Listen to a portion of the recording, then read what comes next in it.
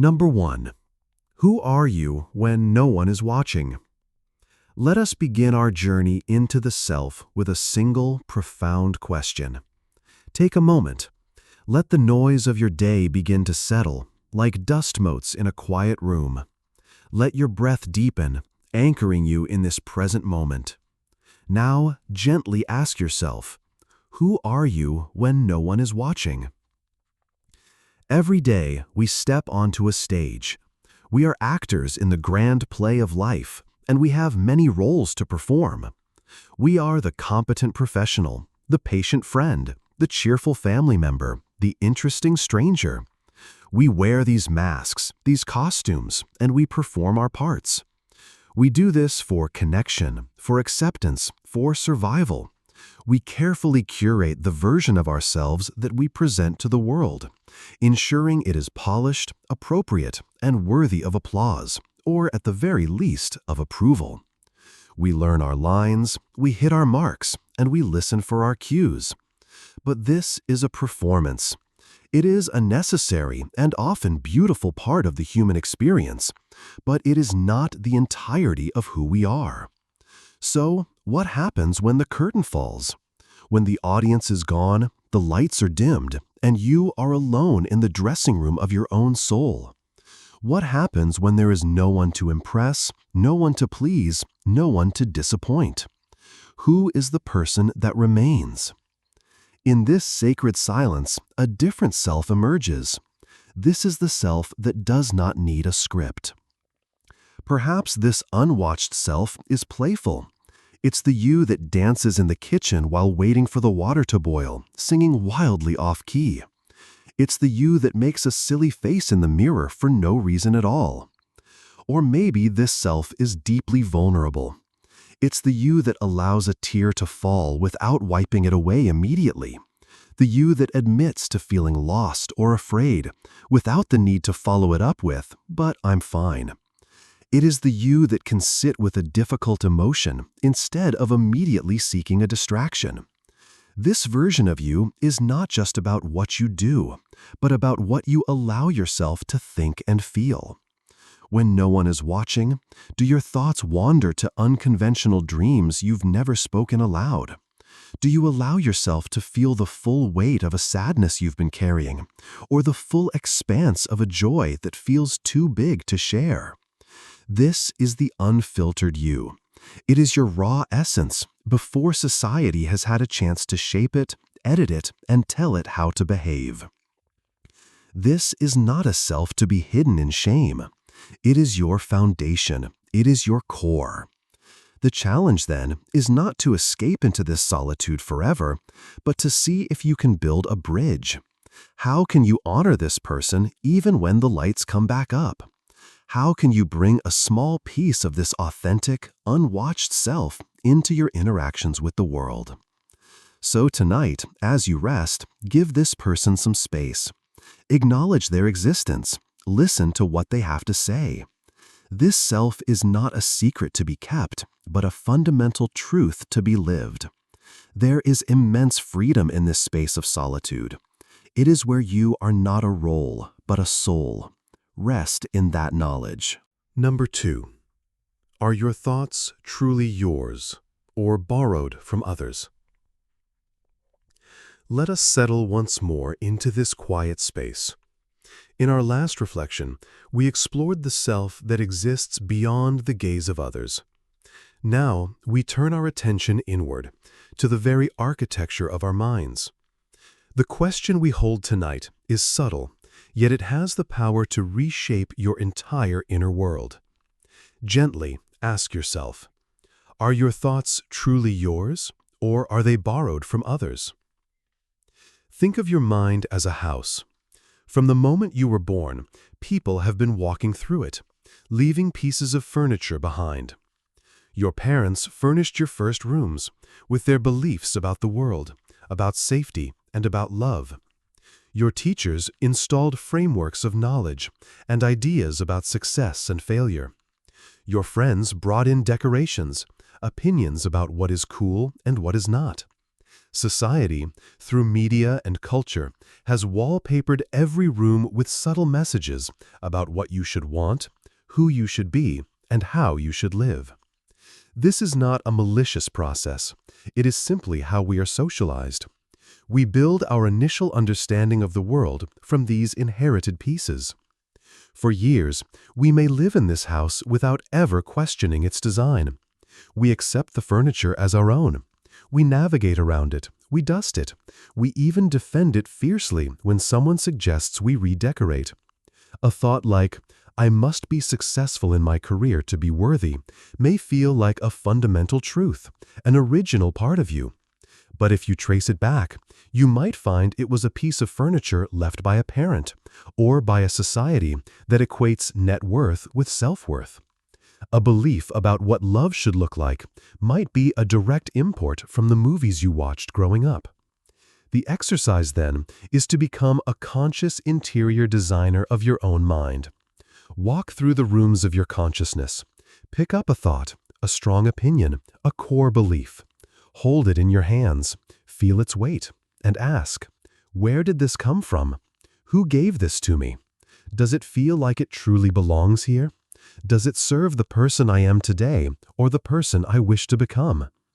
You may find that some borrowed thoughts are beautiful heirlooms, passed down with love and wisdom. A belief in kindness, a value of honesty, these are pieces to be cherished.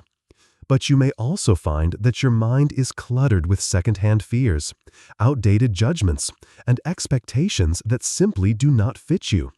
They are heavy, they take up space, and they prevent you from bringing in new ideas that resonate more deeply with your authentic self. This is not about creating a completely empty house. It is curation. It is the brave work of sorting through the contents of your mind and deciding, with intention, what stays and what goes. A thought that is truly yours feels different. It feels like resonance. It might be quiet, but it is solid. It aligns with your deepest intuition. Tonight, you don't need to redecorate the entire house. Simply begin by examining one piece of furniture, one thought. Ask where it came from, and then decide if it truly belongs to you. This is the beginning of mental sovereignty. This is how you come home to yourself. Number 3. What part of you has never changed? In our journey of self-discovery, we often focus on our evolution. We look at the person we once were and compare it to the person we are today. We see the scars that have shaped us, the lessons that have molded us, and the experiences that have fundamentally altered our path. We are rivers, constantly flowing, constantly changing course. And yet, within this ever-moving current, there is often a bedrock that remains unmoved. So, as you settle into stillness, I invite you to consider this question. What part of you has never changed? Think back to your earliest memories. Picture yourself as a small child. Look past the small body, the developing mind, and the naive understanding of the world. Can you feel the essence of that child? Can you recognize a quality that is still present within you today? This is not about a specific interest, like a favorite color or food, which likely has changed many times. This is about a deeper current of your being. Perhaps you were a deeply curious child, always asking why, always exploring the world with wide-eyed wonder. And though your curiosity may now be expressed in more sophisticated ways, through books, documentaries, or deep conversations, that fundamental drive to understand has remained your constant companion. It is the engine that has propelled you through life. Or maybe you were a child with a profound sense of justice, feeling a sting of unfairness for yourself or for others with an intensity that adults found surprising. Today, that same fire might fuel your professional choices, your advocacy for a cause, or the way you stand up for a friend in need. The expression has matured, but the core value, the unyielding belief in what is right, has not wavered. It could be a quiet quality. Perhaps you've always possessed a deep well of empathy, an innate ability to feel what others are feeling. As a child, you may have been the one to comfort a crying friend on the playground. Now, you are the person people turn to for understanding, the one who listens without judgment. This empathetic resonance is a thread that has woven itself through every stage of your life. Look for these threads. It might be a playful sense of humor that has been your shield and your gift through good times and bad. It might be a stubborn resilience, an inner knowing that you can get back up no matter how many times you fall. It might be a creative spirit, a lifelong need to make, to build, to express something from the inside out. Identifying this unchanging part of you is a profound act of self-recognition. In a world that demands we constantly adapt, grow, and transform, it is an anchor. It is your true north. It reminds you that no matter how much you evolve, no matter how many roles you play or masks you wear, there is a core self that is steady and true.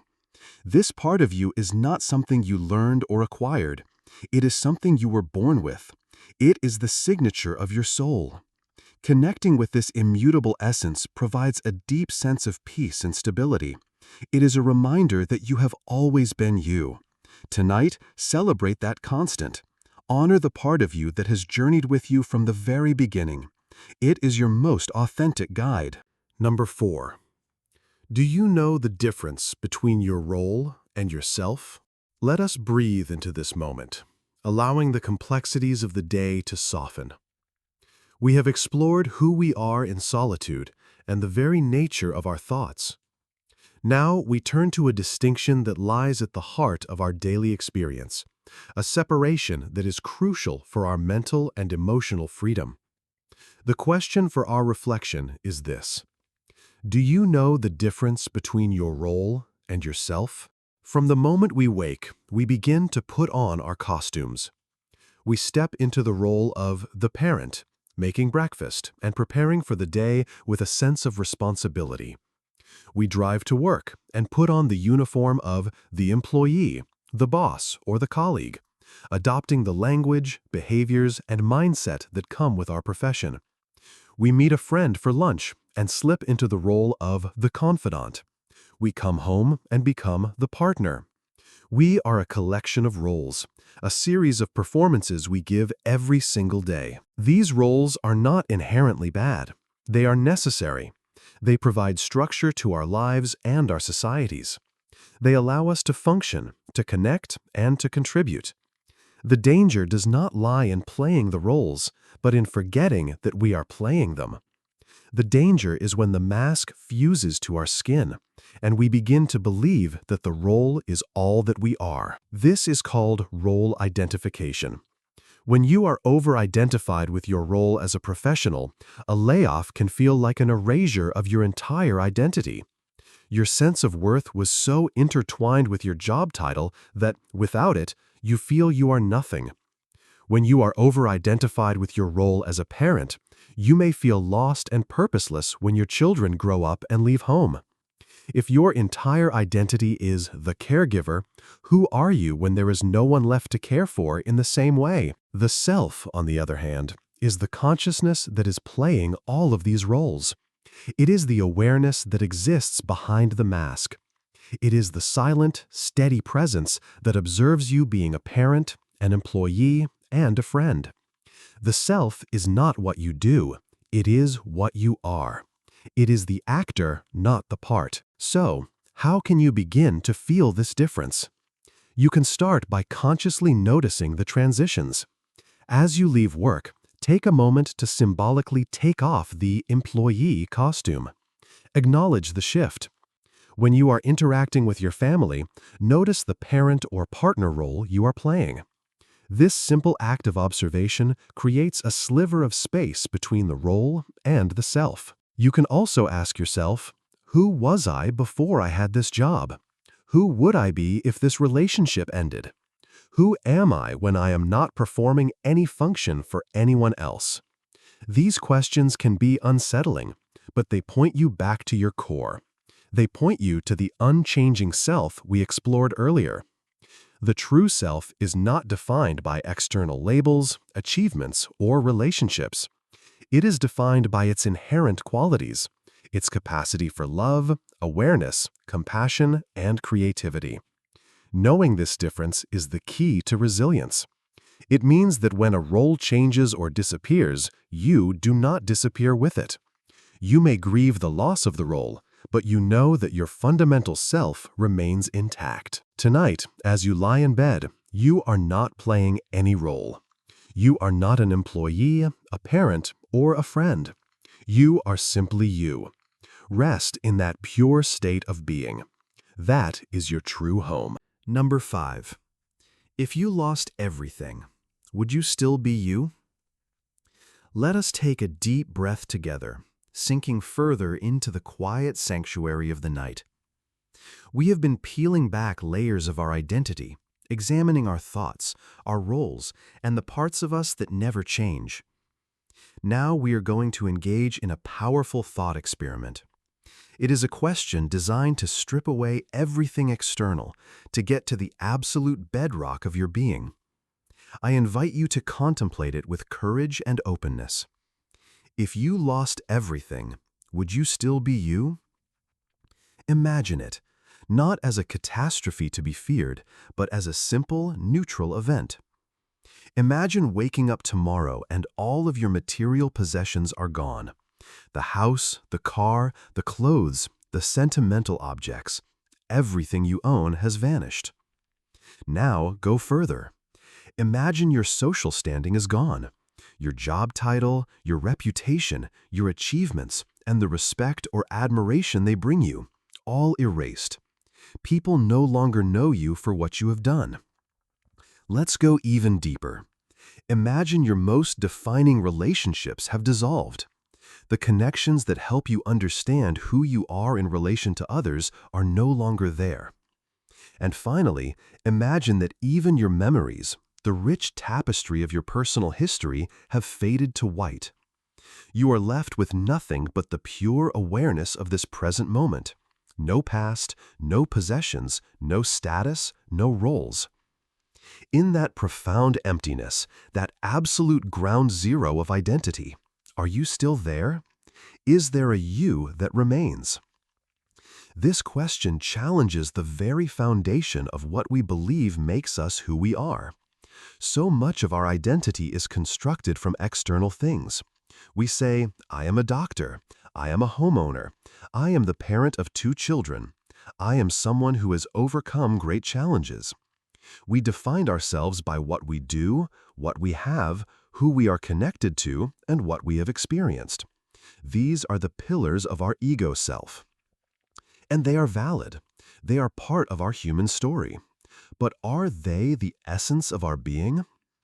When you strip all of that away, what is left is not a void. It is a presence. It is the consciousness that was aware of the possessions.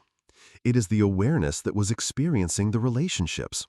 It is the awareness that was observing the memories. This awareness is the fundamental you. It is the silent, witnessing presence that exists prior to any label or story. To know, in your deepest core, that you would still exist even if you lost everything is the ultimate source of security. It means your worth is not contingent on your bank account, your career, your social circle, or even your own history. Your worth is inherent. It cannot be given to you, and it cannot be taken away. It simply is. This is not an easy concept to grasp with the mind alone. It is something to be felt. So feel into it now. Feel the life force within you, the simple, miraculous sensation of being, the rise and fall of your chest, the quiet energy that animates your body. That is the you that would remain, untouched, unchanged, eternal. This understanding doesn't mean you can't enjoy your possessions, your achievements, or your relationships. On the contrary, it allows you to engage with them more freely, with less fear. You can hold them lightly, appreciating them for the temporary gifts they are, without mistaking them for who you truly are. Rest in this profound truth tonight. You are not the sum of your attachments. You are the consciousness that is aware of them. And that is something that can never be lost. Number 6. What are you pretending not to know about yourself? We venture now into a more challenging territory of the self, a space that is often dimly lit, a room we prefer to keep closed. This part of our journey requires a special kind of courage, the courage to be radically honest with ourselves. Take a gentle breath and create a space of non-judgment for whatever may arise. Now, ask yourself this penetrating question. What are you pretending not to know about yourself? We are masters of self-deception. It is a survival mechanism we learn early on. There are certain truths about ourselves, our lives, and our relationships that feel too painful, too inconvenient, or too overwhelming to face directly. And so, we pretend. We construct elaborate mental stories. We focus on distractions. We keep ourselves busy. Anything to avoid looking at what we intuitively know to be true. This pretending not to know is not a passive ignorance.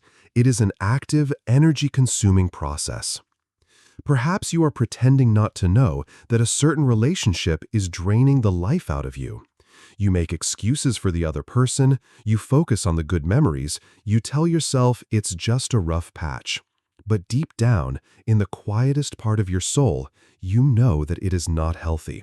You know it is based on fear, not on love. To admit this truth would require a difficult conversation, a painful separation, and a period of uncertainty. So, you pretend.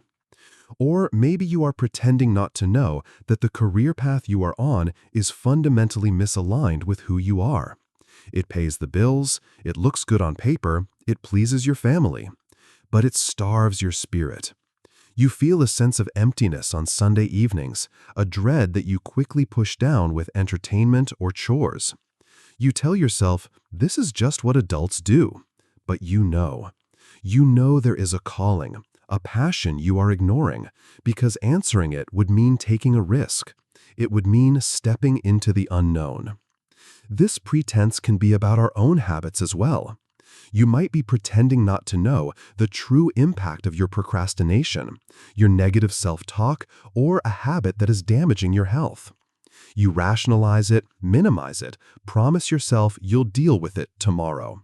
But you know, right now, that it is holding you back from the life you want to live. This question is not an invitation for self-criticism. It is not about beating yourself up for not knowing sooner or not acting faster. It is an invitation for compassion. The reason we pretend is because we are afraid.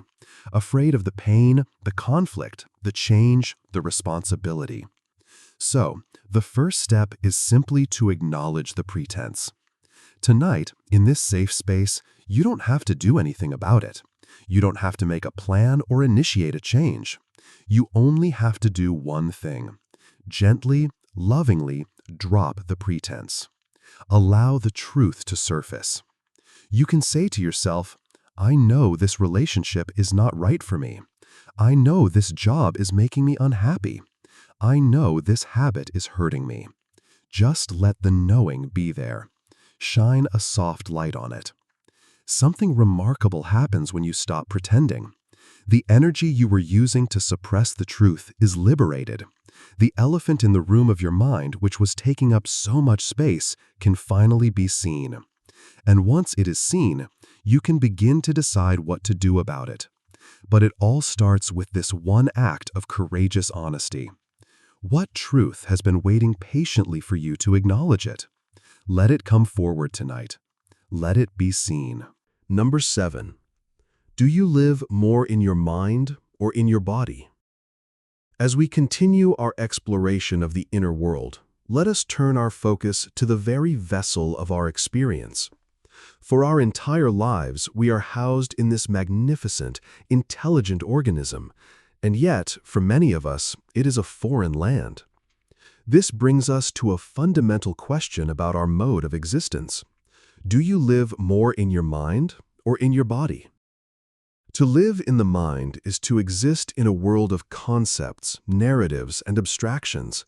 It is to be caught in a relentless stream of thought. The mind is constantly busy, replaying the past, rehearsing the future, analyzing, judging, and worrying. When you are living in your mind, you are not truly here. You are in a memory of yesterday's argument. You are in a fantasy of tomorrow's vacation. You are in a spiral of anxiety about what might go wrong. You are like a ghost in your own life, haunting the corridors of your own thoughts, while your physical body goes through the motions on autopilot. Does this feel familiar? For many of us in the modern world, this is our default state. We are praised for our intellect, our ability to plan and to analyze. We are constantly stimulated by screens and information, all of which pull our awareness up and out of our physical selves and into the busy marketplace of the intellect. To live in the body, on the other hand, is to be fully present in the here and now. It is to inhabit the sensory world. It means feeling the warmth of the blankets against your skin. It means noticing the subtle rhythm of your own breathing, the gentle rise and fall of your chest. It means being aware of the feeling of gravity, the solidness of the bed beneath you. To live in the body is to be grounded, to be anchored in the raw, unfiltered reality of this very moment. The mind deals in stories. The body deals in truth. Your body doesn't lie. It tells you when it is tired, when it is tense, when it is joyful. A tightness in your shoulders is a direct, honest communication of stress. A feeling of warmth and expansion in your chest is the pure, unfiltered experience of love or connection. We often try to override these messages with our minds, saying, "I'm fine," when our bodies are screaming that we are exhausted. So, where do you spend most of your time? Are you a resident of your body or a prisoner of your mind? There is no judgment in this question. The mind is a powerful and necessary tool, but it is meant to be a servant, not a master. The practice is to learn how to consciously shift your awareness. Right now, you can try it. Gently guide your attention away from the thoughts you are having about these words and bring it into your physical sensations. Can you feel the points of contact between your body and the surface it is resting on? Can you feel the temperature of the air on your exposed skin? Can you notice the sensation of your heartbeat, a quiet drum in the center of your being? This is what it means to come home to your body. It is an anchor in the storm of mental activity. It is a source of profound wisdom and a gateway to the present moment, which is the only place where life is truly happening. Tonight, as you prepare for sleep, let your awareness descend from your head into your body. Feel its weight, its warmth, its life. Let your body be your sanctuary. Rest here, in the quiet, honest reality of your physical self. This is your home. Number 8. What does your inner voice sound like? And is it truly you? Let us now tune our attention to a more subtle frequency. Within the inner landscape of your being, there is a constant narrator, a voice, or perhaps a collection of voices, that provides a running commentary on your life. It is the soundtrack to your existence. Our question for this moment is a deep inquiry into that soundtrack. What does your inner voice sound like? And is it truly you? For many of us, the most dominant inner voice is that of the inner critic.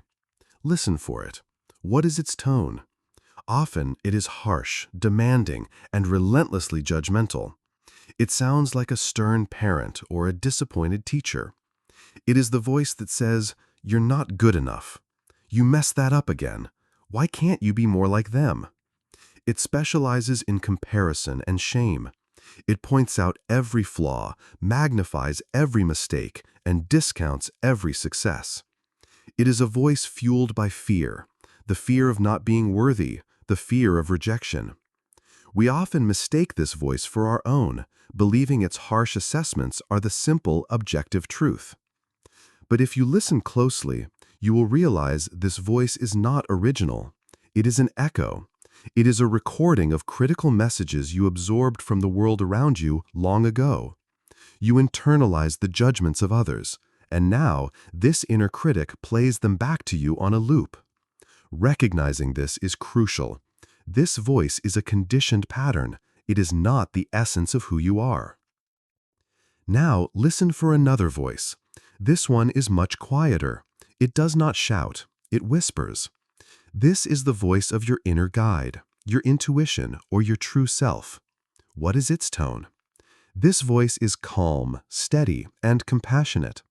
Even when it is delivering a difficult truth, it does so with a sense of love and a desire for your highest good. Where the inner critic attacks, the inner guide encourages. Where the critic says, "You're a failure," the guide says, "You are learning. Be gentle with yourself." Where the critic creates anxiety and paralysis, the guide offers clarity and a sense of peaceful direction. The inner critic focuses on what is wrong with you. The inner guide focuses on what is right for you. Learning to distinguish between these two voices is one of the most important spiritual practices you can undertake. The key is in the feeling. The voice of the inner critic creates a feeling of contraction in your body, a tightness in your chest, a knot in your stomach. It feels heavy and draining. The voice of the inner guide, your true self, creates a feeling of expansion. It feels light, resonant, and peaceful. Even if its message is challenging, it feels like truth. So the work is twofold. First, you must learn to recognize the inner critic for what it is, a scared, programmed echo from the past. You don't have to fight it. You can simply notice it and say, "I hear you, but I know you are not the truth of who I am. Thank you for trying to protect me, but I am choosing a different way." Second, you must create space for the quieter voice to be heard. This happens in moments of stillness, like this one. It happens when you are in nature, when you are engaged in a creative act, when you are truly present in your body. By turning down the volume on the critic, you can begin to tune in to the wise, loving whispers of your authentic self. Tonight, just listen. Notice the different voices that arise in your mind. Notice their tone. Notice how they make you feel. And gently begin to align yourself with the one that speaks the language of love. That is the voice that is truly you. Number 9. What do you fear others might find out about you? We now approach a place of deep vulnerability. It is a space where our carefully constructed public image meets our private reality. This exploration requires a gentle touch and a compassionate heart, so hold yourself kindly as you contemplate this question. What do you fear others might find out about you? Each of us walks through the world with a hidden backpack. Inside this backpack, we carry the parts of ourselves we have deemed unacceptable, unworthy, or unlovable. These are our insecurities, our perceived flaws, our past mistakes, our secret shames, and our unconventional dreams. We expend an enormous amount of energy ensuring that no one ever gets a peek inside this backpack. The fear of being found out is a fundamental human anxiety. It is the fear that if people saw what was truly inside, they would turn away in judgment or disgust. So, what is in your backpack? Take a moment, in the safety and privacy of your own mind, to look inside. Perhaps what you fear being discovered is a sense of inadequacy. Maybe you fear that you are not as smart, as competent, or as strong as you appear to be. You live with the quiet terror of being exposed as an imposter, a fraud who has just been lucky so far. This is the weight of imposter syndrome, and it is incredibly common. Or perhaps you fear people discovering your history. There might be a past failure, a moment of weakness, or a choice you deeply regret. You have carefully edited this from your public story, and you fear that if the unedited version were to come to light, it would redefine you in the eyes of others. You would no longer be seen as the person you are today, but as the person you were then. Maybe the secret you carry is not a weakness, but a desire. A deep longing you have never spoken aloud because it feels too strange, too big, or too foolish. It could be a dream to quit your stable job and become an artist, a secret desire that contradicts the expectations of your family, or a vulnerability you are afraid to show in your relationships. This fear of being found out is the wall we build around our hearts. It keeps us safe, but it also keeps us separate. It prevents true intimacy. Because real connection does not happen when two perfect, polished images interact. It happens when two imperfect human beings are brave enough to show each other a little of what is in their backpacks and discover they are not met with rejection, but with the profound relief of recognition. You too? The things we hide are often the most human parts of us. Your insecurity is human. Your past mistakes are human. Your hidden longings are human. By keeping them in the dark, we give them a monstrous power over us. They fester in the shadows, feeding our sense of shame and isolation. Shining a light on them, even just for yourself, is the first step to disempowering them. The act of naming your fear begins to rob it of its charge. When you can say to yourself, "I am afraid people will find out that I often feel lost," you are no longer a victim of that fear. You are an observer of it. And from that place of observation, you can begin to offer yourself the compassion you so desperately crave from others. Tonight, you don't have to show anyone what's in your backpack. Just be willing to look at it yourself, with kindness. Know that whatever you fear being found out, it is part of the rich, complex, and beautiful tapestry of being human. And it is the very thing that makes you relatable, real, and worthy of connection. Number 10. If your mind could be read, what would you hide first? Let us take one final step into the innermost chamber of the self for tonight. This last question is a laser beam designed to cut through all our layers of defense and pinpoint a place of extreme vulnerability. It is direct, it is sharp, and it is deeply revealing. Approach it with gentle curiosity and without judgment. If your mind could be read by everyone around you, what is the very first thought, feeling, or memory that you would instinctively try to hide? Take a breath. Let the question sink in. Imagine the scenario vividly, and notice what your mind reflexively lunges to protect. Don't overthink it, don't analyze. Just observe that first, immediate, gut-level impulse to conceal. That first thing, is a powerful key. It unlocks a door to one of your deepest insecurities or most profound shames. For some, the first thing to hide might be a critical judgment about someone else. A sharp, unkind thought about a loved one, a colleague, or a stranger. We present ourselves as kind and accepting, and the impulse is to hide the evidence of our own internal negativity, our own moments of pettiness or envy. The shame comes from the gap between the compassionate person we aspire to be and the reality of our messy, judgmental human minds. For others, the first thing to hide might be a secret fantasy, a desire that feels forbidden, selfish, or embarrassing. It could be a fantasy about a different life, a different partner, or a scenario that feels completely at odds with your public persona. The impulse to hide it comes from the fear that this desire makes you a bad person, that it is a betrayal of your current life and commitments. Perhaps the thought you would hide is one of deep-seated self-loathing, the raw, unfiltered voice of your inner critic, screaming that you are worthless, ugly, or a failure. This is often the most painful secret of all. We work so hard to project an image of confidence and composure, and the thought of others hearing the brutal way we sometimes speak to ourselves is terrifying. It feels like the ultimate exposure of our brokenness. Or maybe it is a memory, a moment of profound humiliation, or a time you acted in a way that fills you with regret. It is a scene you replay in your mind, but one you would do anything to keep from being broadcast to the world. Whatever this first thing is for you, I want you to look at it not as a source of shame, but a source of information. This thought or feeling holds so much power over you precisely because it is kept in the dark, guarded by fear. It is the part of you that feels the most fragile, the most in need of protection. And here is the paradox. The very act of trying to hide it is what gives it its power.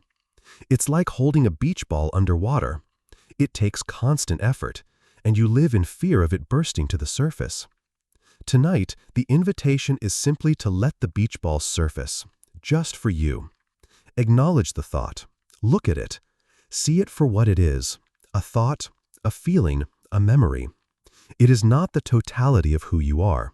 It is one cloud in the vast sky of your consciousness.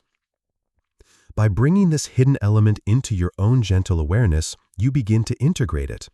You take back the energy you were using to suppress it. You can offer compassion to the part of you that holds this shame or fear. You are not a bad person for having this thought. You are a human being. Let this final reflection be an act of radical self-acceptance. The part you would hide the most is the part that needs your love the most. Give it that love tonight. Number 11. Which moment in your life shaped you the most? Welcome back to this space of reflection. Tonight, we shift our focus from the landscape of the self to the flow of time and the nature of memory. Our lives are a collection of moments, strung together like pearls on a necklace. Most are simple, everyday pearls, but a few are different. They are turning points. They are hinges upon which our entire lives pivot.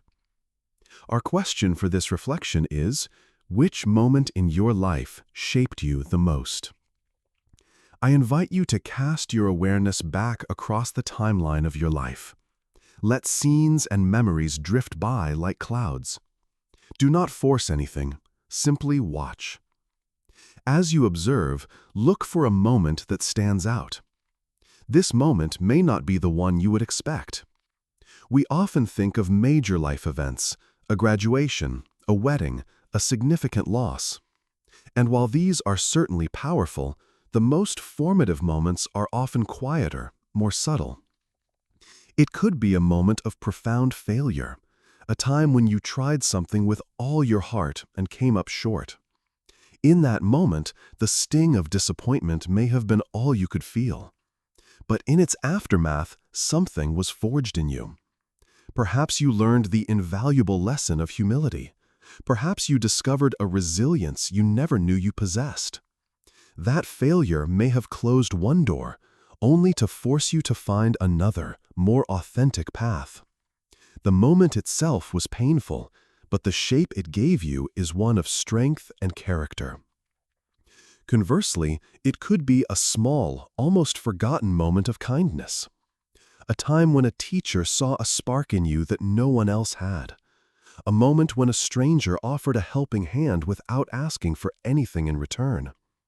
Or a time when a friend listened with such deep, unconditional presence that you felt truly seen for the first time. That single deposit of grace into the bank of your soul may have fundamentally altered your belief in the goodness of humanity and in your own worth. It shaped you into a more trusting, more open person.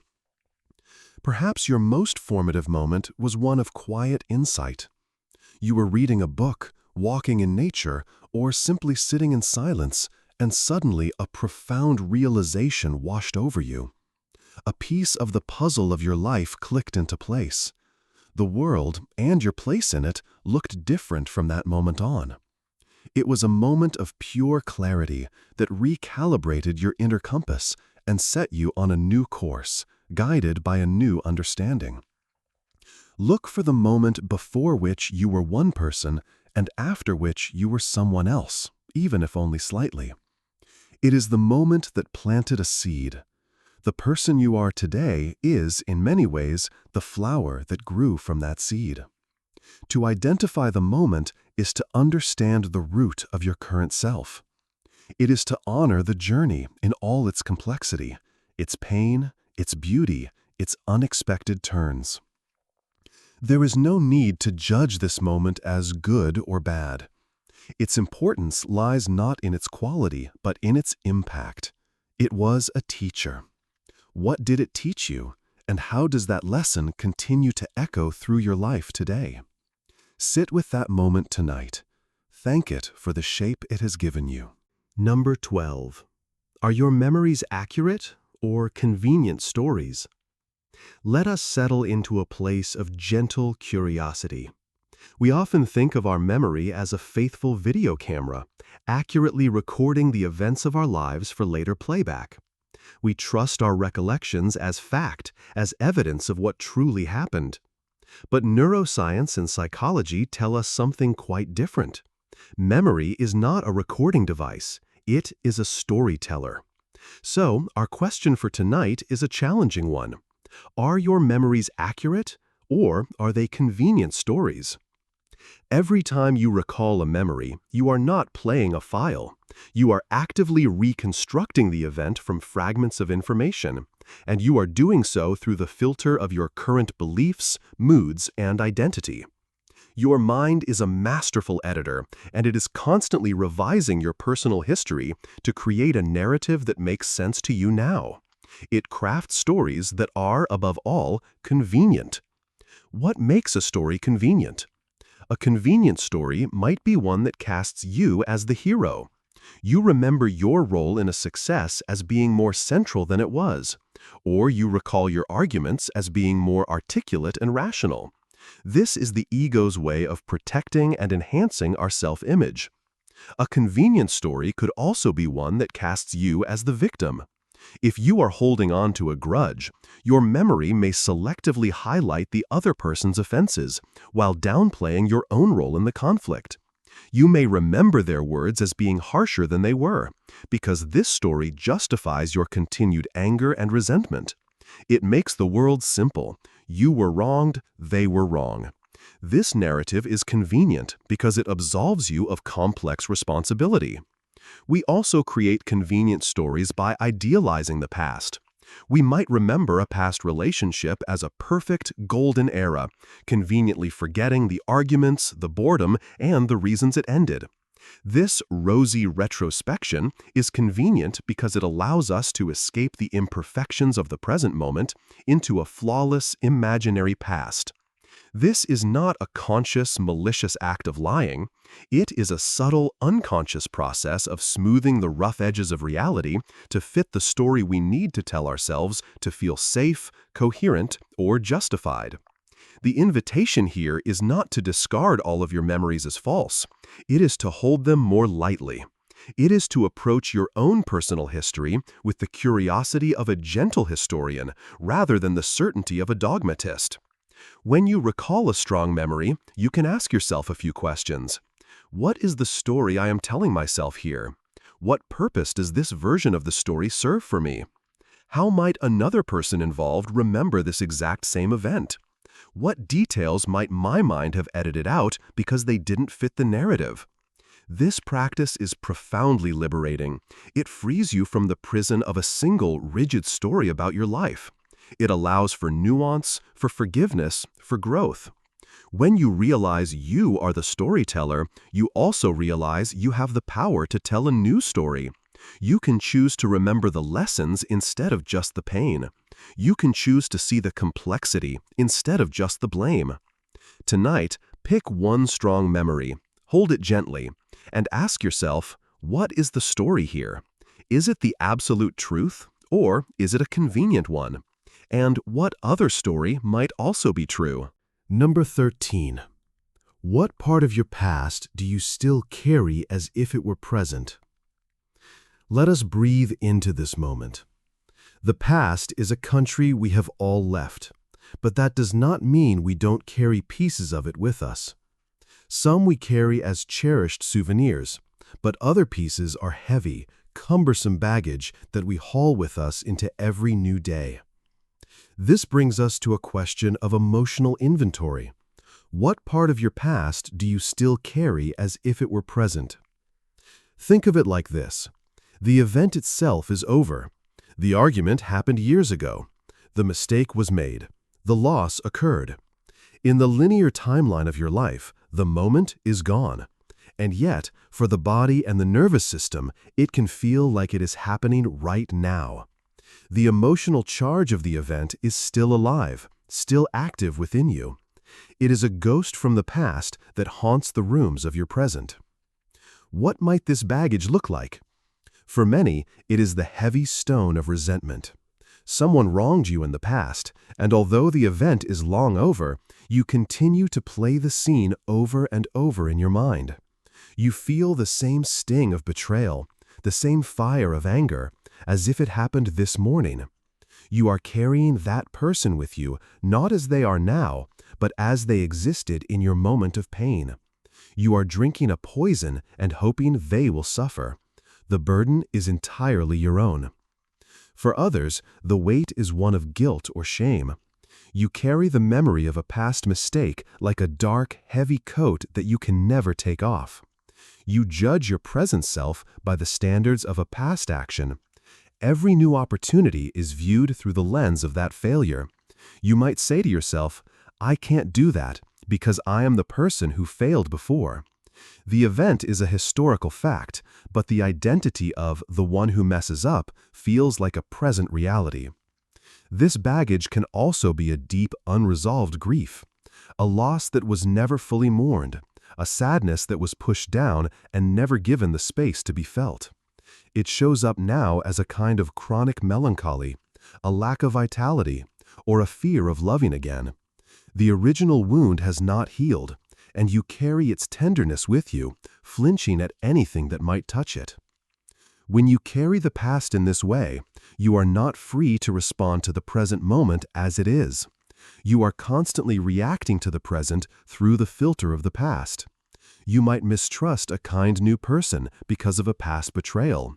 You might sabotage a new opportunity because of a past failure. You are, in essence, living in a time warp, tethered to a moment that no longer exists outside of you.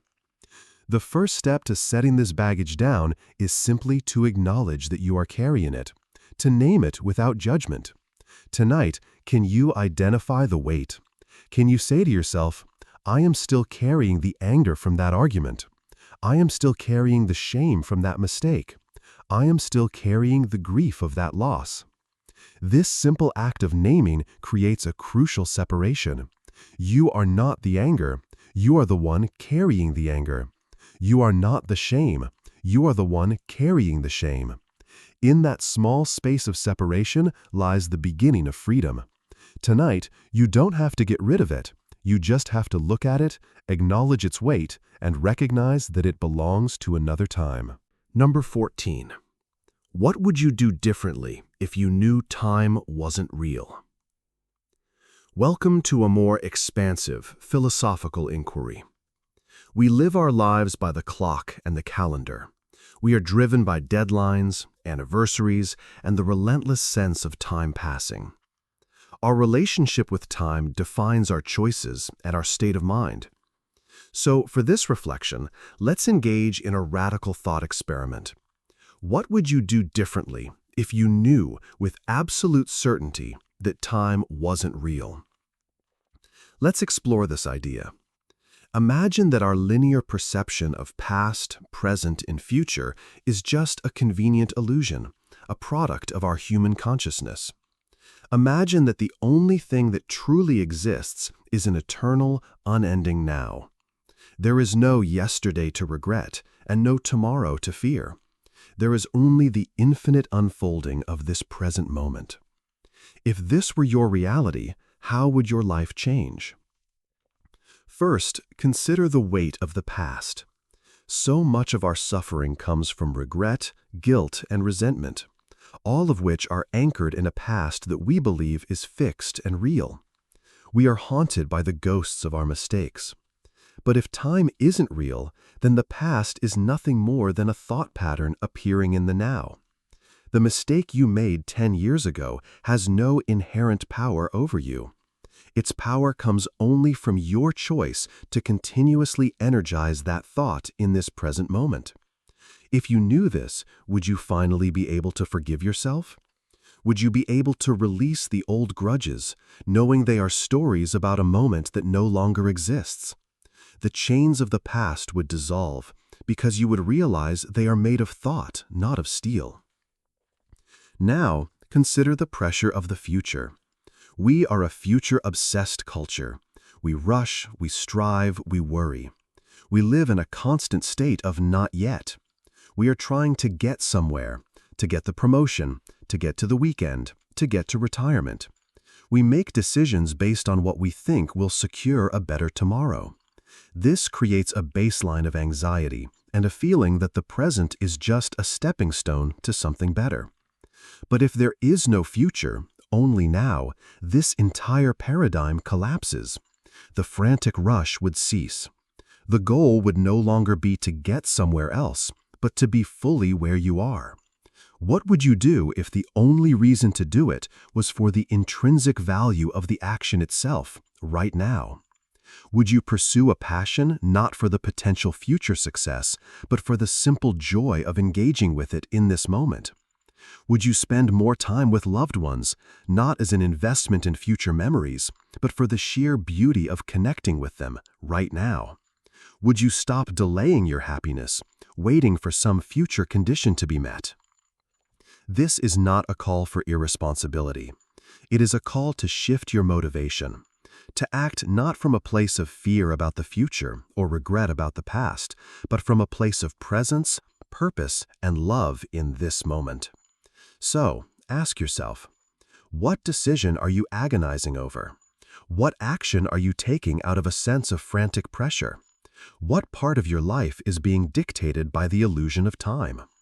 If you let go of that illusion, what choice would you make differently, right here, right now? Rest in that timeless presence tonight. Number 15. Have you ever truly lived in the present moment? Let us draw our awareness away from the grand sweep of time and into the singular point of the now. We talk a great deal about being present, but it often remains an abstract concept.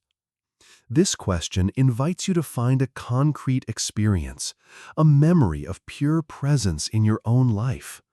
Have you ever truly lived in the present moment? Before you answer, let's be clear about what this means. It is more than just being physically located somewhere. Truly living in the present moment is a state of total absorption, where the incessant chatter of your mind, the voice that analyzes, plans, and worries, falls completely silent. In these moments, your sense of being a separate self, an I observing the world, seems to dissolve. There is no longer you and the sunset. There is only the experience of sunsetting. There is no you and the music. There is only the music. Your awareness and the experience become one. Now, search the archives of your life for a moment like this. It is almost certain you have had at least one, even if it was fleeting. For many people, these moments are found in nature. Think of a time you stood before a breathtaking view, the Grand Canyon, the vast ocean, a star-filled desert sky. Was there a moment when the sheer awe of what you were seeing completely silenced your mind? For a few seconds, you weren't thinking, "Wow, this is beautiful, I should take a picture." You were simply in a state of wordless wonder. That was a moment of true presence. These moments can also be found in deep connection. Perhaps it was looking into the eyes of someone you love, a partner, a child, or even a pet. In that shared gaze, was there a moment where all your worries about the past and future disappeared, and all that existed was the profound, silent communication of love passing between you? That was the present moment. Flow states are another powerful gateway. Think of an activity you love, playing a sport, making music, painting, writing, even intricate work like coding or surgery. Have you ever been so immersed in the task that hours passed like minutes? You weren't thinking about yourself or your problems. Your awareness was completely merged with the action itself. That was a state of pure embodied presence. These moments can even be triggered by shock or extreme situations, where the mind simply doesn't have time to create a narrative. It is forced into the here and now. Reflecting on these moments is not about lamenting their rarity. It is about remembering that this state of being is a part of your human potential. It is your natural state, the state you were born with before the thinking mind became so dominant. The memory of true presence serves as a powerful reminder of what is possible. It is a taste of the peace and clarity that is always available to you, right beneath the surface of your noisy thoughts. These experiences are not accidents. They are invitations. They are guideposts pointing you back home to the here and now. So recall a moment. Relive the feeling of it in your body, the clarity, the peace, the connection. Let that feeling be your anchor.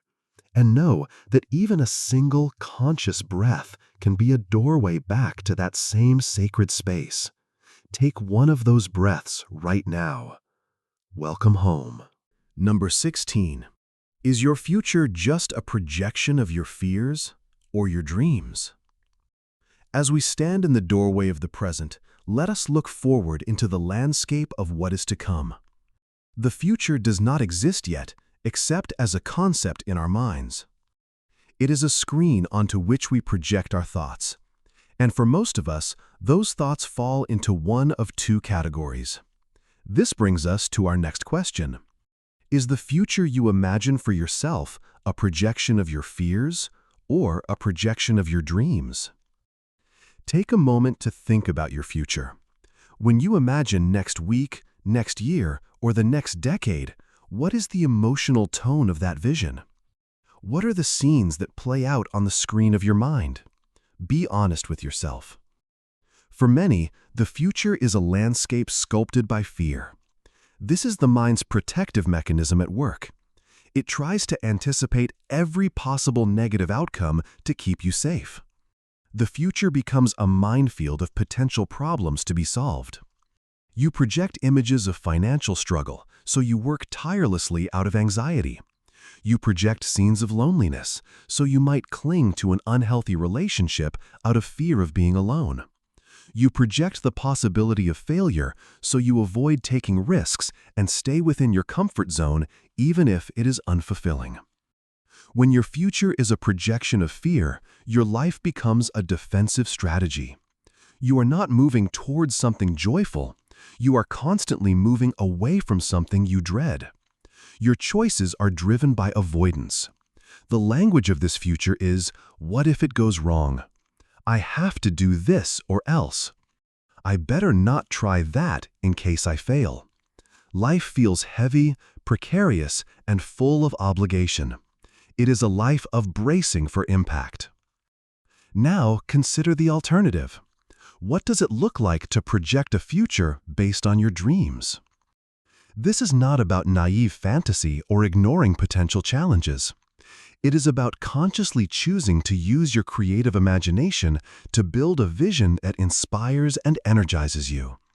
It is about creating a future that pulls you forward with excitement rather than one that pushes you from behind with anxiety. A future projected from dreams is built from your deepest values and your most authentic desires.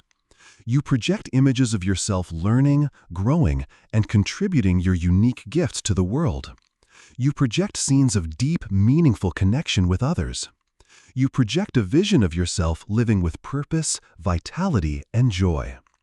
When your future is a projection of your dreams, your life becomes a creative adventure. Your choices are driven by aspiration and purpose. The language of this future is, what if it goes right? I get to do this. Let me try this and see what I can learn. Life feels lighter, more spacious, and full of possibility. You are not bracing for impact. You are opening your arms to receive. So look at the screen of your mind. Which film is playing more often? The horror movie scripted by your fears, or the epic adventure scripted by your dreams? You have a choice. The mind will naturally default to fear because its primary job is survival. Creating a future from your dreams requires conscious intention. It requires you to sit down and actively imagine, feel, and articulate the future you truly want to create. It requires you to dare to hope. Tonight, you can begin to change the projection. Spend a few moments visualizing a future, even just one small aspect of it that is based purely on your hopes and dreams. Feel the excitement of it. Let that positive vision be the last thing you marinate in before you fall asleep. You are the projector. Choose the film you want to watch. Number 17. How would your life change if you forgot your past entirely? Let's engage in another profound thought experiment, one that challenges the very foundation of our identity. We are, in many ways, the sum of our stories. Our past defines our present. But what if it didn't? What if, tomorrow morning, you woke up with a complete and total amnesia of your personal history? The question is, how would your life change if you forgot your past entirely? Imagine it. You wake up in your bed, but you don't know it's yours. You look in the mirror and see a face, but you have no story to attach to it. You have no memory of your successes or your failures, no memory of your heartbreaks or your triumphs, no memory of your education, your family, your friends, or your enemies. All the data that you use to define me has been wiped clean. You are a blank slate. What would be the first and most immediate result? You would be utterly and completely present. With no past to ruminate on and no future to project based on that past, your entire awareness would be consumed by the here and now. The simple act of feeling the air on your skin, seeing the light in the room, or hearing the sounds outside your window would be a raw, unfiltered, and miraculous experience. You would be like a newborn child experiencing the world for the very first time. Now, think of the burdens that would be lifted. Every grudge you've held, every resentment you've nurtured, gone. You would meet the person who wronged you with fresh eyes, with no story of their past transgressions to color your perception. The weight of that anger would simply vanish. Every shame you carry, every regret that haunts you, erased. The mistake you made that you believe defines you as a failure would be gone. You would be free from the self-imposed identity of being the person who failed. You would be free to try anything because you would have no memory of ever not succeeding. Every limiting belief you hold about yourself, which is based on past experiences, would dissolve. The belief that you are not good at math, unlucky in love, or not a creative person, all of these are conclusions drawn from the evidence of your past. Without that evidence, the limiting beliefs would have no foundation. You would be free to discover your capabilities from scratch. Of course, there would be immense challenges. You would lose the wisdom gained from experience, the comfort of cherished memories, and the sweet connections built over years. This is not to say amnesia is desirable, but the exercise is designed to illuminate one powerful truth. A vast amount of your daily suffering and your perceived limitations are products of a past that you are continuously recreating in your own mind. You are not trapped by your past. You are tethered to it by your memory and your attachment to the stories you tell about it. So, how can you bring the freedom of this thought experiment into your actual life? You can practice a form of selective amnesia.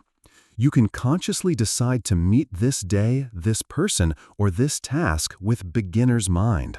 You can choose to let go of the story of who you were yesterday and allow yourself to be who you are right now. You can look at a person you hold a grudge against and say, "For this moment, I will forget the story I have about you and see you as you are right now." You have the power to loosen the tether to your past. Let tonight be a moment of release. As you drift off to sleep, imagine letting go of the rope. Feel the lightness of floating, free from the anchor of your personal history. Number 18. Do you feel rushed or stuck in time? Our perception of time's flow dictates our inner state. It can feel like a raging river sweeping us along frantically, or it can feel like a stagnant pond with no movement at all. As you settle into your body, take a moment to feel your own personal tempo. This brings us to a question about your internal rhythm. Do you feel rushed, or do you feel stuck in time? Let's first explore the feeling of being rushed. This is the disease of modern life. It is the sense that you are constantly behind, that there are not enough hours in the day. Your to-do list is a mile long, and as soon as you cross one thing off, 3 more appear. Your mind is always 2 steps ahead of your body. While you are eating breakfast, you are already planning your first meeting. While you are in the meeting, you are thinking about what you need to do afterward. This feeling of being rushed creates a state of chronic, low-grade anxiety. Your nervous system is perpetually in a fight or flight mode. Your breathing is shallow, your shoulders are tense, and you are unable to savor any moment because you are already on your way to the next one. Life becomes a blur of tasks, a race to a finish line that you never seem to reach. You are living in the future, a future that is defined by what has not yet been done. It is a state of perpetual scarcity, a scarcity of time. Now, let's explore the other side of the coin, the feeling of being stuck. This is a different kind of temporal prison. It is the sense that nothing is changing, that every day is the same as the last. You feel trapped in a life, a job, or a relationship that feels stagnant and devoid of growth. You look at the future, and instead of a path, you see a loop. The same scenery, the same challenges, the same frustrations repeating endlessly. This feeling of being stuck creates a state of lethargy, hopelessness, and even depression. Your energy is low, your motivation has evaporated, and a sense of futility colors your world. If feeling rushed is living in the future, feeling stuck is being trapped in a monotonous present that feels like it will never end. It is a state of perpetual joyless repetition. It is even possible to experience both at once, to feel frantically busy with meaningless tasks that lead nowhere, a hamster running faster and faster on a wheel. So, which pole do you lean toward? Or do you oscillate between the two? Recognizing your tendency is the first step toward finding the middle path. The antidote to both states is the same: presence. If you feel rushed, the practice is to consciously slow down and anchor yourself in a single sensory experience. Feel your feet on the floor. Take one deliberate, slow sip of your coffee and taste it fully. This breaks the spell of future-oriented panic and brings you back to the reality of the present. If you feel stuck, the practice is to introduce a small, novel action. Break the routine in a tiny way. Take a different route home. Listen to a type of music you never listened to. Do one small thing toward a long-forgotten goal.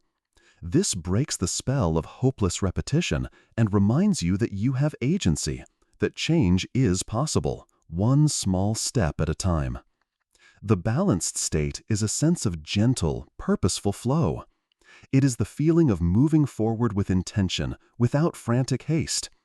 It is a rhythm of action and rest, of doing and being. Tonight, ask yourself where you are on this spectrum, and gently guide yourself back toward the center.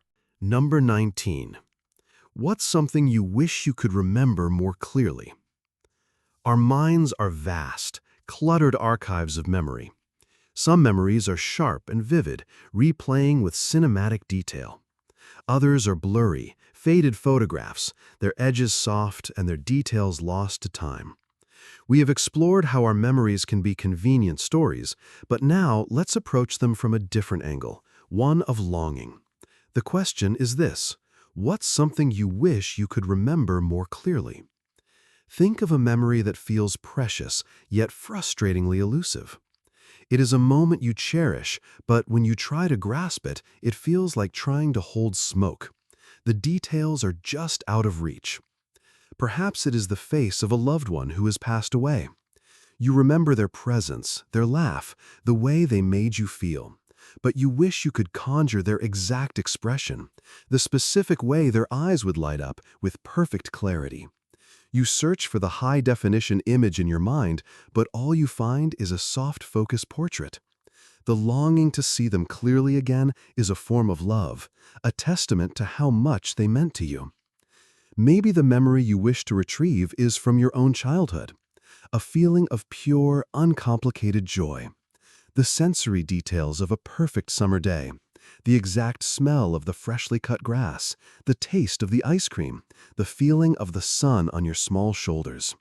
You know it was a happy time, but you wish you could re-inhabit that moment fully, to feel that pure, unburdened joy just one more time. The longing for this memory is a longing for a part of yourself.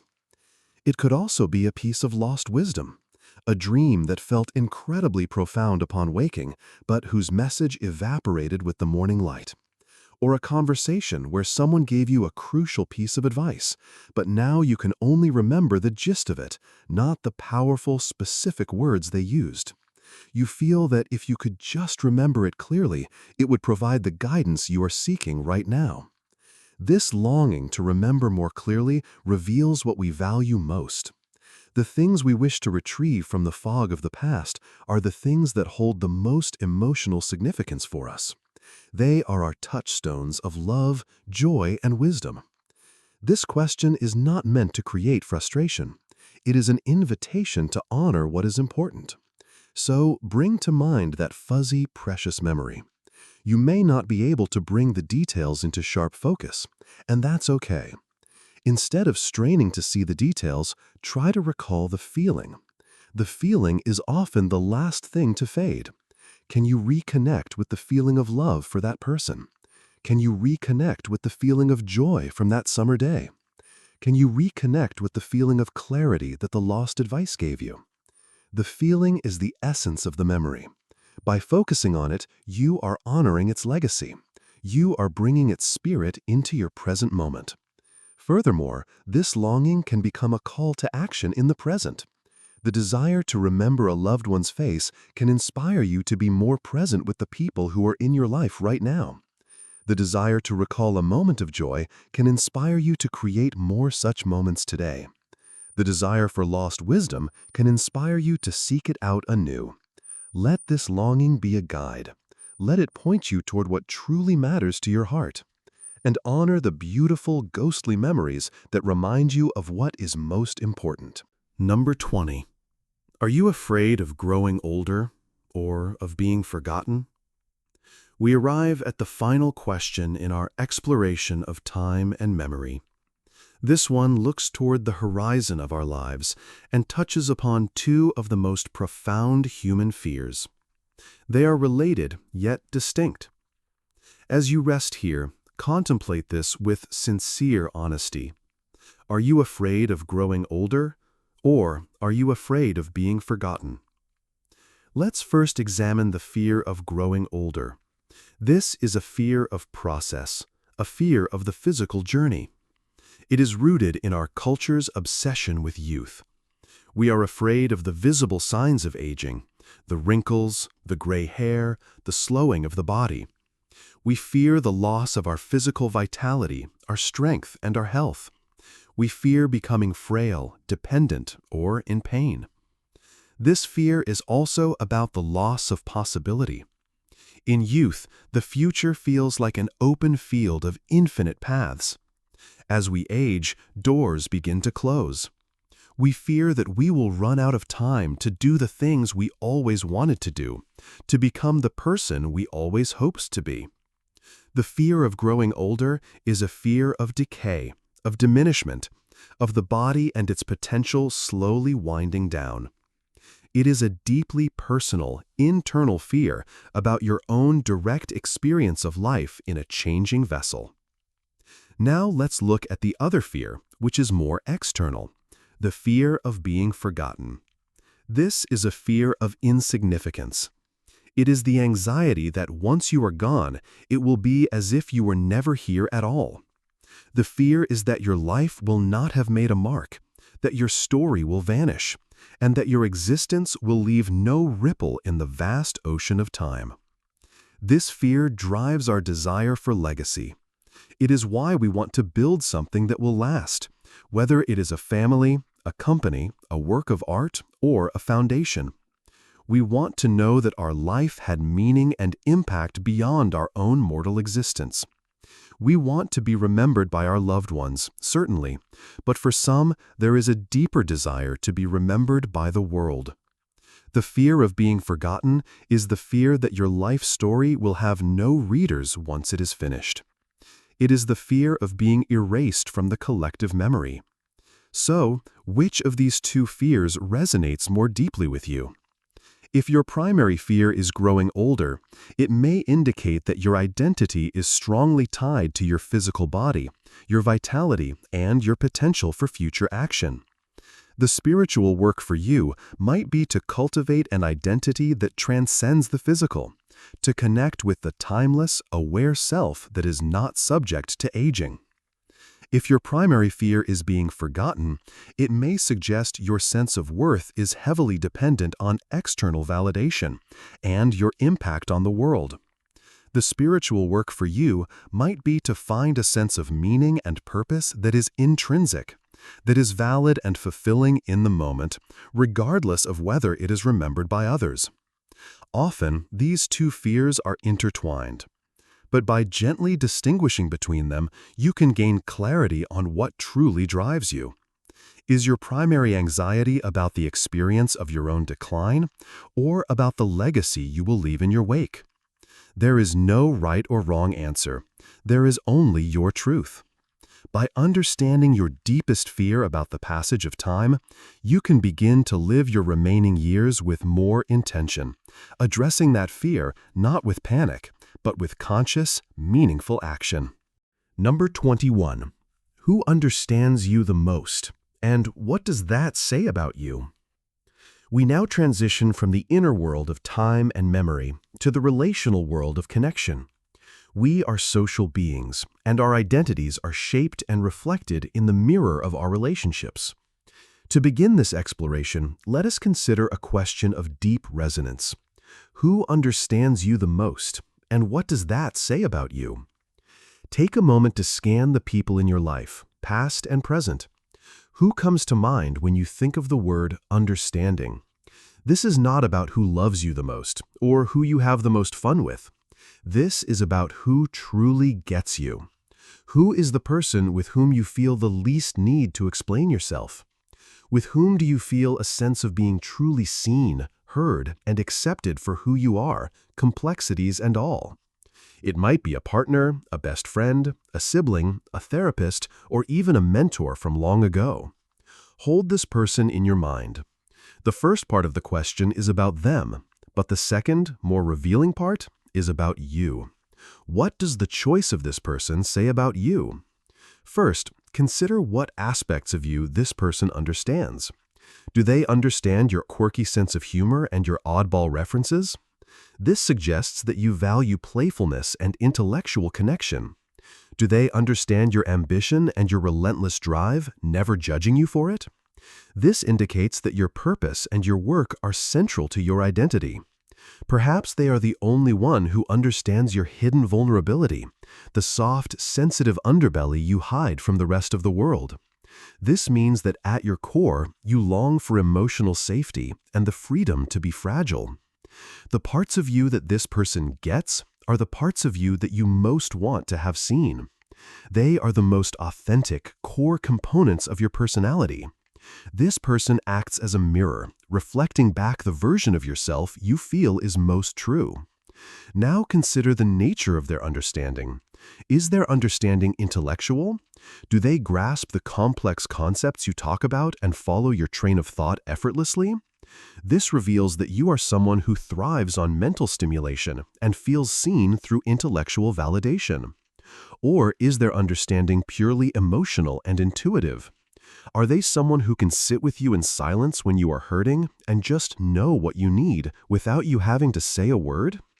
This suggests you are someone whose primary language of connection is empathy and shared emotional states. The type of understanding you receive from this person tells you the type of understanding you value most. It points directly to your own core needs in a relationship. Finally, the fact that you have allowed this person to understand you says something powerful about your own capacity for trust and vulnerability. To be understood, you must first be willing to be seen. You had to take the risk of revealing yourself to this person. Your choice reflects your own courage.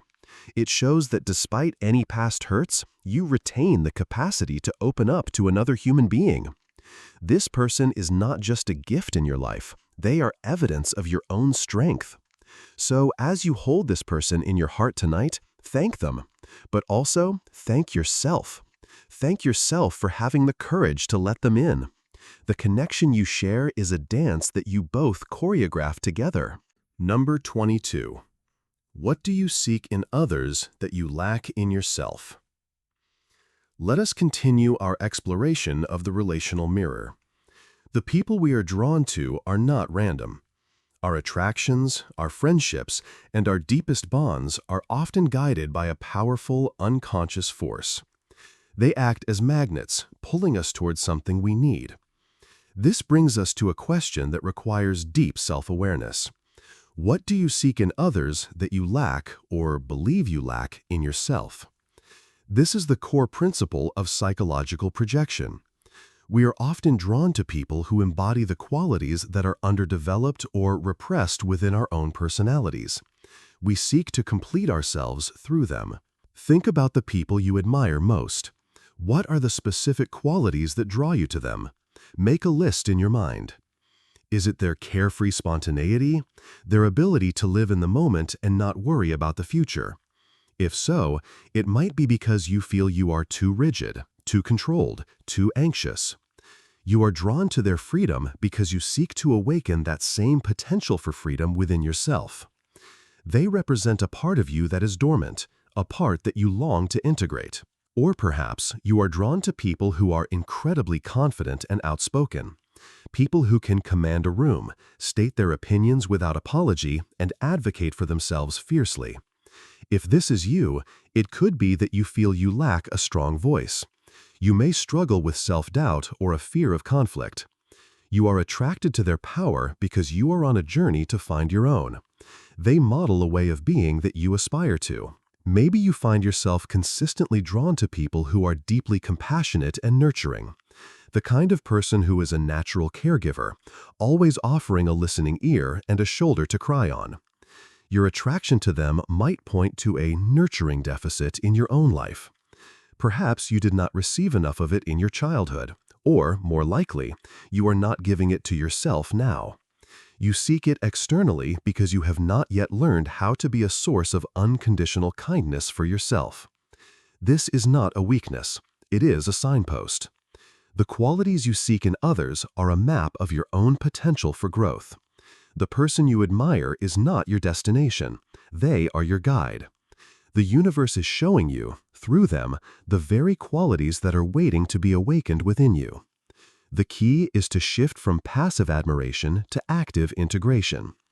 The old model is to think, I need this person because they have something I don't. This leads to dependence and a feeling of inadequacy. The new model is to think, this person is inspiring me because they are reflecting a part of myself that is ready to emerge. The next time you feel that pull of admiration towards someone, use it as a moment for reflection. Ask yourself, what is this quality, and how can I cultivate a small piece of it in my own life today? If you admire their spontaneity, can you do one small, unplanned thing tomorrow? If you admire their confidence, can you state one opinion in a conversation, even if your voice shakes a little? By taking these small steps, you begin to reclaim the projection. You stop seeking completion from others and start the sacred work of becoming whole within yourself. Number 23. Are you more afraid of rejection or true intimacy? In the dance of human connection, we are all navigating two fundamental opposing fears. These two fears sit at the very heart of our relational lives, dictating our behaviors and shaping our ability to love and be loved. Our question tonight asks you to discern which of these holds more power over you. Are you more afraid of rejection, or are you more afraid of true intimacy? At first glance, this might seem like a strange question. For many, the fear of rejection is obvious and palpable. It is the fear of putting yourself out there and being told no. It is the sting of not being chosen for the team, not getting the job, or being turned down for a date. It is the pain of being excluded, of being deemed not good enough. This fear drives us to play it safe. We don't ask for what we want because we fear the answer will be no. We don't share our true feelings because we fear they will be dismissed. We hide our authentic selves behind a mask of conformity because we are afraid the real us will be judged and cast out. Someone who is primarily afraid of rejection lives on the outside looking in. Their deepest pain is the feeling of being unwanted. They would rather be lonely by themselves than risk the pain of being pushed away by another. Their primary strategy is self-protection through avoidance. But there is a deeper, more subtle fear, the fear of true intimacy. This fear is not about being pushed away, it is about being fully seen. True intimacy is the experience of letting someone into the innermost sanctum of your being. It is allowing them to see all of it, your strengths and your weaknesses, your beauty and your brokenness, your light and your shadow. It is the ultimate act of vulnerability. To a person who fears intimacy, this is terrifying. Why? Because to be truly seen is to risk being consumed. It is to risk losing your sense of self, your autonomy, your independence. For someone who fears intimacy, getting too close feels like a threat to their very existence. This fear often manifests in subtle behaviors of pushing people away, especially when things start to get serious. They might pick fights, find flaws in the other person, become emotionally distant, or simply disappear. This is not because they don't care. Often they care a great deal. They are running not from the other person, but from the intensity of the connection itself. It feels like too much. Where the person who fears rejection is afraid of the door being slammed in their face, the person who fears intimacy is afraid of what will happen if they actually walk through the door and it closes behind them. So, which is it for you? Think about your past relationships. When they ended, was it more often because you were shut out, or because you were the one who felt a compulsive need to flee? When you feel anxious in a relationship, is it the anxiety of, will they leave me? Or the anxiety of, I'm feeling trapped, I need to get out? Understanding your primary fear is a monumental step in healing your relational patterns. If you fear rejection, your work is to build self-worth that is not dependent on external validation.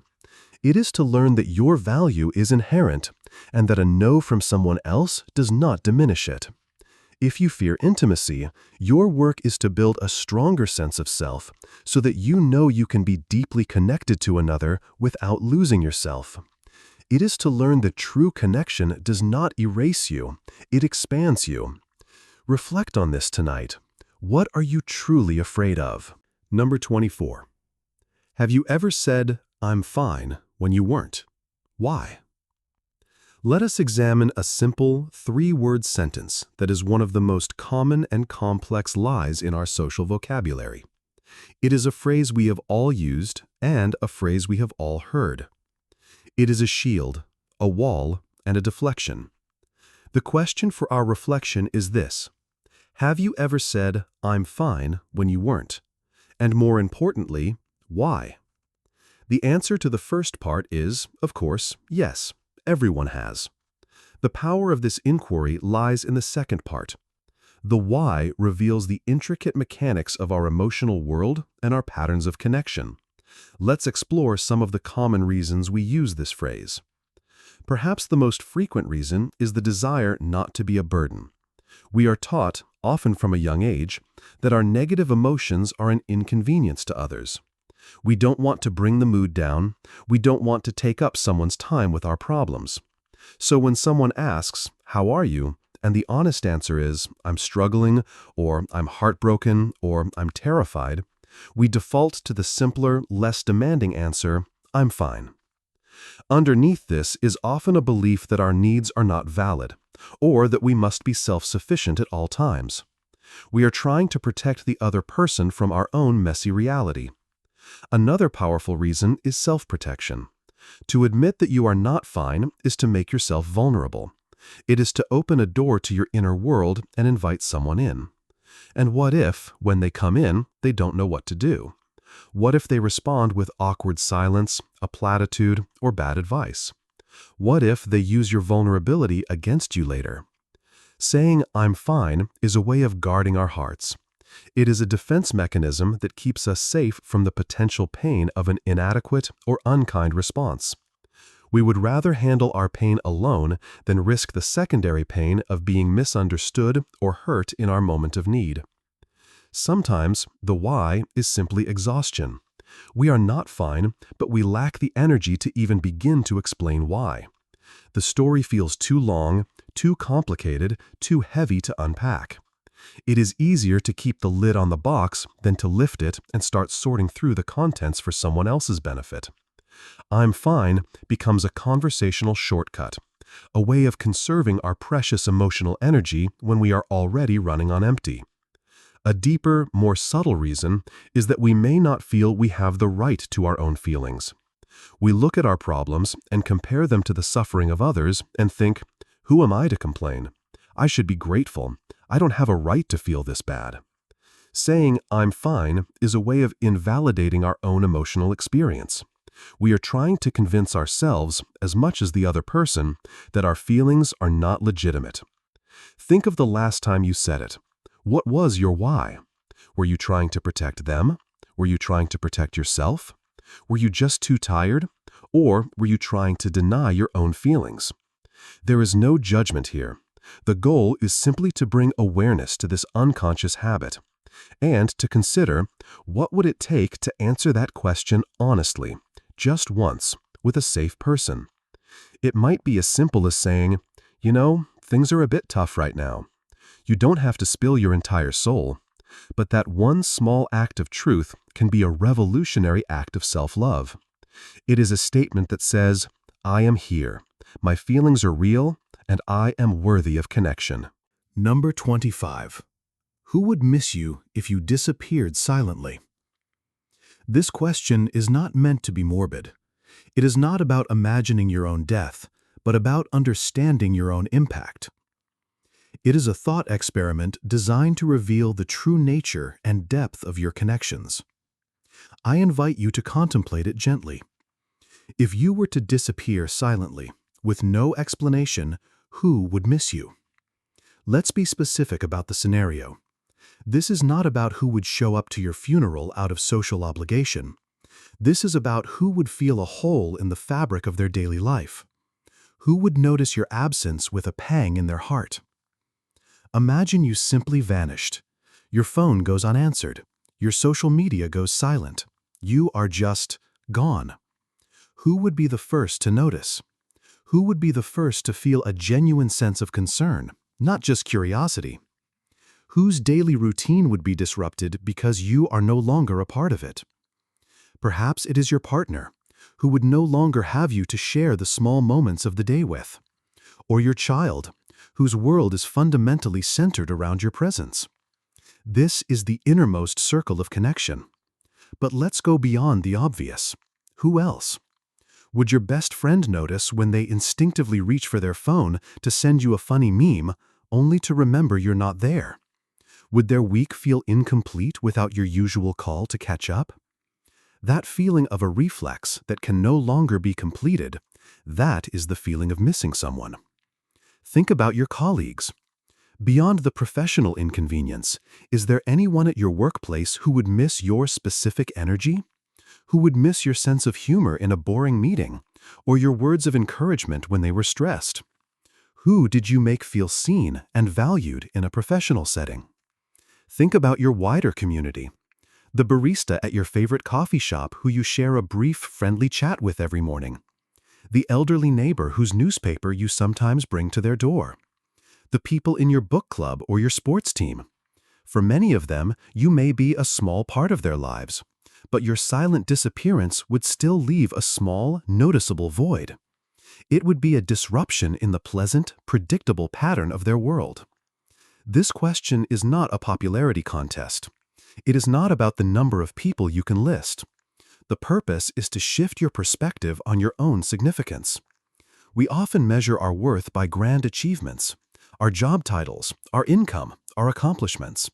But this question reminds us that our true impact lies in the small, invisible threads of connection we weave every single day. Your value is not in what you do, but in how you make people feel. The real measure of your life is the love you give, the kindness you share, the presence you offer. The people who would miss you are the people whose lives you have touched. They are the tangible evidence of your legacy of connection, a legacy you are building right now, in this very moment. So, as you think of these people, let it fill you with a sense of gentle purpose. Let it be a reminder that your presence matters. And perhaps, let it inspire you to strengthen those threads. Reach out to one of those people tomorrow. Let them know you are thinking of them. Let them know they matter to you. Because the truth is, you would miss them too. Number 26. Do you listen to understand or to respond? In the art of conversation, there is a fundamental distinction that separates superficial exchange from true connection. It is a subtle shift in intention, but it changes everything. This question invites you to observe your own conversational habits. Do you listen to understand, or do you listen merely to respond? Let's first dissect what it means to listen to respond. This is our default setting in a fast-paced, ego-driven world.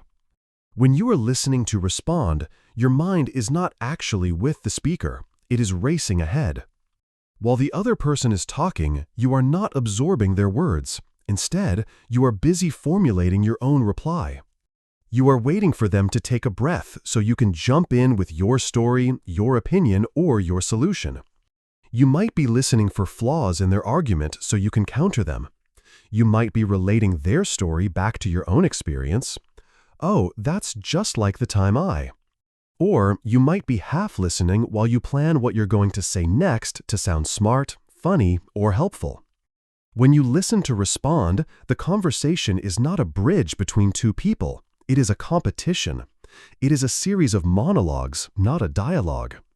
The goal is not connection. The goal is to assert your own ego, to prove your point, to solve the problem, or to take center stage.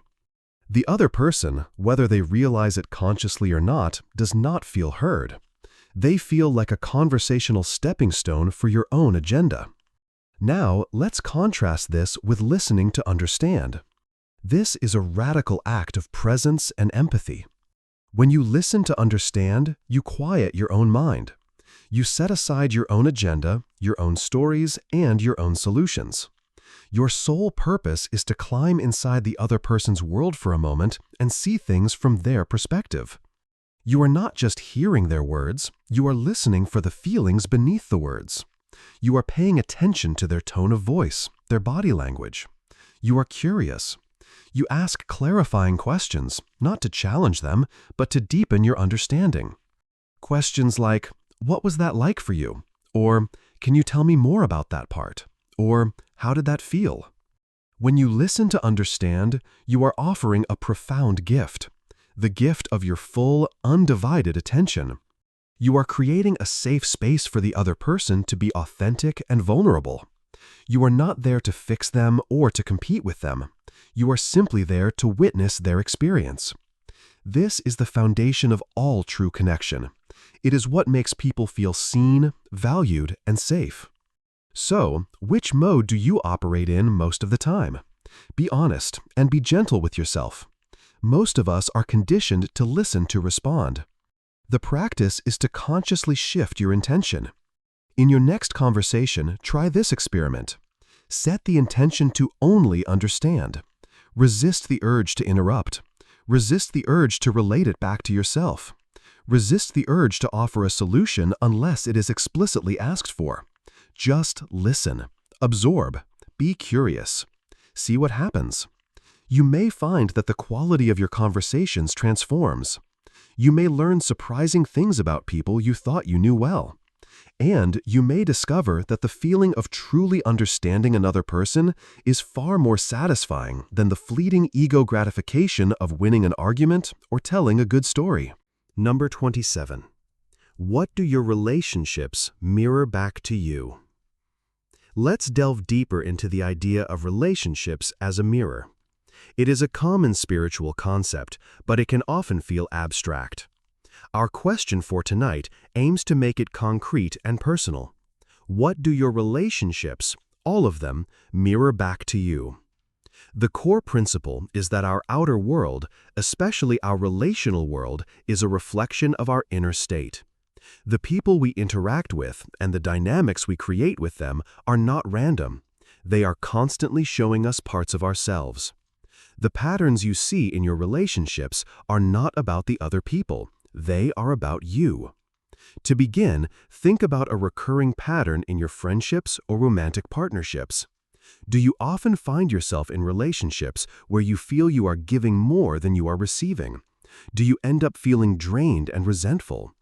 The easy answer is to blame the other people, to call them selfish or needy. But if this is a recurring pattern, the mirror is showing you something about yourself. It might be mirroring a lack of boundaries. It is showing you that you have not learned how to say no and to protect your own energy. Or it might be mirroring a deep-seated belief that you must earn love by being useful, so you continuously overgive to prove your worth. Now consider a different pattern. Do you often find yourself in relationships that feel distant or emotionally unavailable? Do you long for deeper connection but find that your partners or friends always keep you at arm's length? The mirror here is likely reflecting your own fear of intimacy. You may be unconsciously choosing people who will not challenge your defenses, thus allowing you to stay in your safe but lonely comfort zone. Their emotional distance is a perfect reflection of your own. The mirror also reflects our positive qualities. Think about your healthiest, most joyful relationships. What qualities define them? Is there mutual respect, easy laughter, genuine support?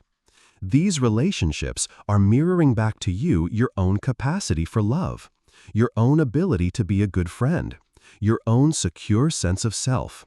They show you the healthy, whole parts of your personality. The most powerful way to use this mirror is to look at the people who trigger you the most. Who is the person that can push your buttons like no one else? What specific behavior of theirs drives you crazy? The thing that irritates you most in another person is often a disowned part of yourself. This is called the shadow. For example, if you are intensely irritated by someone you perceive as arrogant and attention-seeking, it may be because you have repressed your own healthy desire for recognition. You have been taught that it is bad to want attention, so you deny that part of yourself and you become allergic to it in others. That person is simply mirroring a part of your own shadow that wants to be seen and integrated. The practice is to stop pointing the finger at the other person and instead to turn your attention inward. When you see a pattern, ask, what is this showing me about me? What belief am I holding? What fear is being activated? What part of myself am I disowning? Your relationships are your greatest spiritual teachers. They are a living, breathing feedback loop for your own inner work. They are constantly showing you where you are free and where you are still in chains. Look into the mirror of your relationships tonight. What do you see? Number 28. Who do you love unconditionally and why? In our exploration of connection, let us now turn to the highest and most profound form of love. It is a love that is often talked about, but perhaps less often truly experienced. It is love without strings, without conditions, without expectations of return. Our question for this reflection is twofold. Who do you love unconditionally? And more importantly, why are you able to love them in this way? First, bring someone to mind. It might be a child. For many parents, the love they feel for their child is the purest example of unconditional love. It is a love that does not depend on the child's achievements, behavior, or choices. It is a love that is simply there, fierce and unwavering because of who they are. It might be a pet. The simple, uncomplicated love we feel for an animal can be profoundly unconditional. We don't love our dog because he is successful or smart. We love him for his very essence, for his joyful spirit, for the way he greets us at the door. We expect nothing from him but to be himself. Perhaps it is a grandparent, a dear friend, or a partner. Think of a person whose flaws you see with perfect clarity, but those flaws do nothing to diminish your fundamental love for them. You are not blind to their imperfections, you simply love them inclusive of those imperfections. Now hold that person in your heart and feel the quality of that love. It is spacious, it is accepting, it is peaceful. This feeling is the first part of the answer. The second part, the why, is where the deep learning lies. Why are you able to love this specific being unconditionally? What is it about your dynamic with them that makes this form of love possible? The answer often reveals something profound about you. Perhaps you can love your child unconditionally because your own ego is not entangled in their life. Your love for them is a pure, protective, nurturing instinct. You are not looking for them to meet your needs, validate your existence, or make you look good. Your love is a gift, freely given, because they are a part of you, yet separate from you. This shows you have the capacity for selfless love. Perhaps you can love your pet unconditionally because the relationship is simple. There are no complex histories, no power struggles, no verbal arguments. The connection is pure and resides in the present moment. This shows that when you can quiet your mind and its complex narratives, your natural state is one of open-hearted love. Maybe you can love that flawed friend or family member unconditionally because you have fully accepted your own imperfections. You know you are not perfect, so you don't demand perfection from others. Your ability to love them unconditionally is a direct reflection of your own self-acceptance. You cannot give to others what you have not first given to yourself. The person you love unconditionally is your teacher. They are the one who has created the conditions for you to access the deepest, most beautiful part of your own heart. They have given you the gift of experiencing your own capacity for divine love. The ultimate goal of a spiritual path is to learn to extend this quality of love to more and more people, and most importantly, to yourself. So feel that love now. Let it fill you. Recognize that this beautiful, powerful, unconditional love is not something they give to you. It is a quality that resides within you. They just helped you find it. Number 29. Are your friendships based on truth or comfort? Let's examine the foundational pillars of our friendships. Friends are the family we choose, and the quality of those bonds has a profound impact on our well-being and growth. Not all friendships are created equal, however. They generally fall into two broad categories. This brings us to a crucial question of assessment. Are your primary friendships based on truth, or are they based on comfort? First, let's define a friendship based on comfort. These friendships are often born of circumstance and shared history. They are your childhood friends, your college roommates, your old work colleagues. The bond is built on a foundation of shared memories, inside jokes, and a comfortable, predictable familiarity. There is nothing wrong with these friendships. They can be a wonderful source of stability and nostalgia. They are the human equivalent of a cozy, worn-in sweater. They feel safe. However, friendships of comfort can sometimes become stagnant. In these dynamics, the unwritten rule is don't rock the boat. You avoid difficult topics. You don't challenge each other's limiting beliefs. You may not even share the deeper truths of what is happening in your life for fear of upsetting the familiar equilibrium. The primary goal of the interaction is to maintain the comfort and the status quo. In these friendships, you may feel understood in the context of your shared past, but you may not feel seen for the person you are becoming today.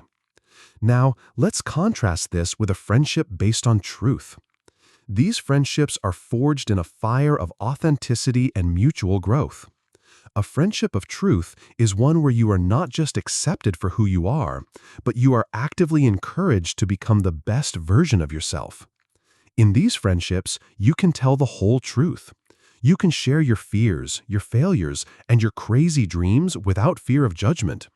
Your friend will not just comfort you, they will also hold you accountable. They are the friend who will gently but firmly tell you when you are playing small, when you are out of integrity with your own values, or when you are repeating a self-destructive pattern. This is not always comfortable. Hearing the truth can sting. But it is a loving sting, one that is delivered for the sake of your own evolution. A friend of truth celebrates your successes without envy and sits with you in your sorrows without trying to fix you. They are more committed to your growth than they are to your comfort. So, look at your inner circle. Where do your most significant friendships fall on this spectrum? Do you have a balance, or do you find yourself surrounded only by the comfortable, predictable bonds of shared history? Again, there is no judgment. We need both in our lives. We need the cozy sweater of the comfortable friendship, but we also need the mirror of a truthful friendship to ensure we do not become stagnant. If you find your life is lacking friendships of truth, it may be a sign that you are not being entirely truthful with yourself. To attract a friendship of truth, you must first be a friend of truth. You must be willing to be vulnerable, to speak your truth with kindness, and to be a stand for the highest good of the people you care about. Ask yourself, are you that kind of friend to others? A friendship based on comfort soothes your ego. A friendship based on truth serves your soul. Which do you need more of in your life right now? Number 30.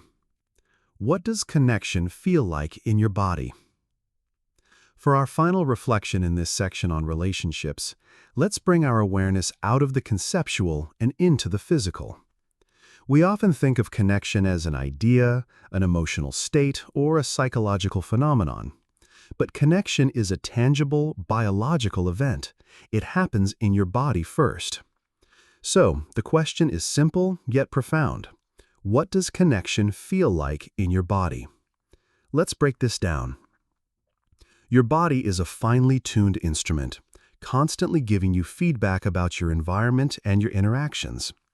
It knows the difference between a safe, authentic connection and a superficial or threatening one, long before your conscious mind does. The practice is to learn to listen to its subtle signals. Think of a time you felt a moment of true, positive connection with someone.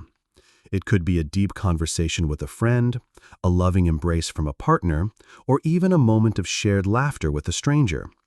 Now, instead of thinking about the story of what happened, drop your awareness into your physical self and recall the sensations. Where in your body did you feel it? For many people, the feeling of connection is centered in the chest. It might feel like a warmth spreading through your heart space. It can feel like a sense of expansion, an opening, as if the armor around your heart is melting away. Your chest might feel light and spacious. This is your heart, on a physiological level, responding to safety and love. Now, notice your breathing. In a moment of true connection, your breath naturally deepens and slows down. You are not holding your breath in anticipation or anxiety. There is a relaxed, easy rhythm to your respiration. This is your nervous system shifting from a state of alert, sympathetic, to a state of rest and digest, parasympathetic. It is your body's signal for all is well, you are safe here. What about your muscles? Think of your shoulders, your jaw, your stomach. In a state of connection, you will often notice a release of tension you weren't even aware you were holding. Your shoulders might drop away from your ears. Your jaw might unclench. The tight knot in your stomach might soften and relax. This is your body letting go of its defensive posture. The feeling of physical ease is a hallmark of authentic connection. You might also notice a sense of vibrant energy. It's not a nervous, anxious energy, but a calm, grounded vitality. You feel more alive, more present in your own skin. This is the result of the positive neurochemicals, like oxytocin, that are released during moments of positive social bonding. Now, contrast this with what a lack of connection or a negative interaction feels like in your body. It often feels like contraction, a tightness in the chest, a shallow breath, a clenched jaw, a knot in the stomach. Your body is telling you, this is not safe. Put up your walls. Your body is an infallible truth teller. It cannot be fooled by charming words or a pleasant smile. It knows. The practice is to start paying more attention to this somatic feedback. In your interactions with others, periodically check in with your body. What is it telling you? Is it opening and expanding, or is it closing and contracting? The sensations in your body are your most reliable guide to the quality and authenticity of your relationships. They will tell you who to move closer to and who to keep at a respectful distance. Trust your body. It knows the language of connection better than your mind ever will.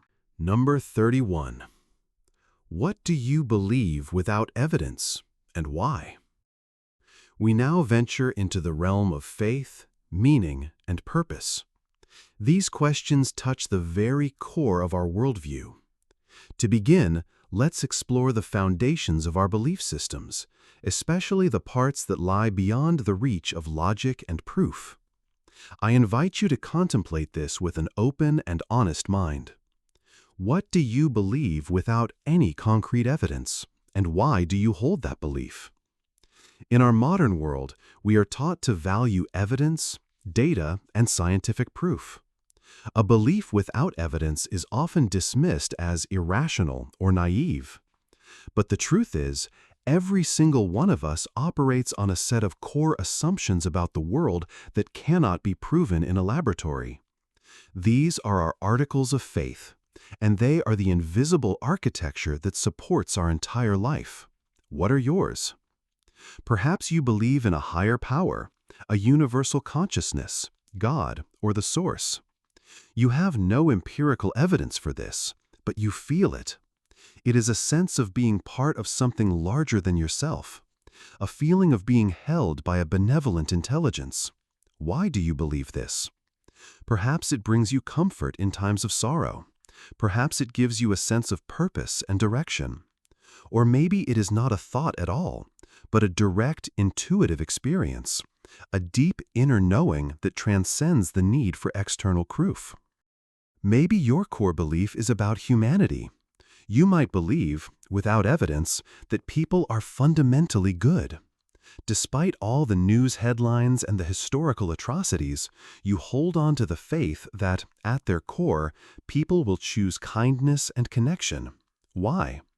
Perhaps this belief allows you to stay open-hearted and optimistic. It fuels your desire to connect with others and to build community. It is a choice to focus on the potential for light, even in the presence of darkness. Your belief could be more personal.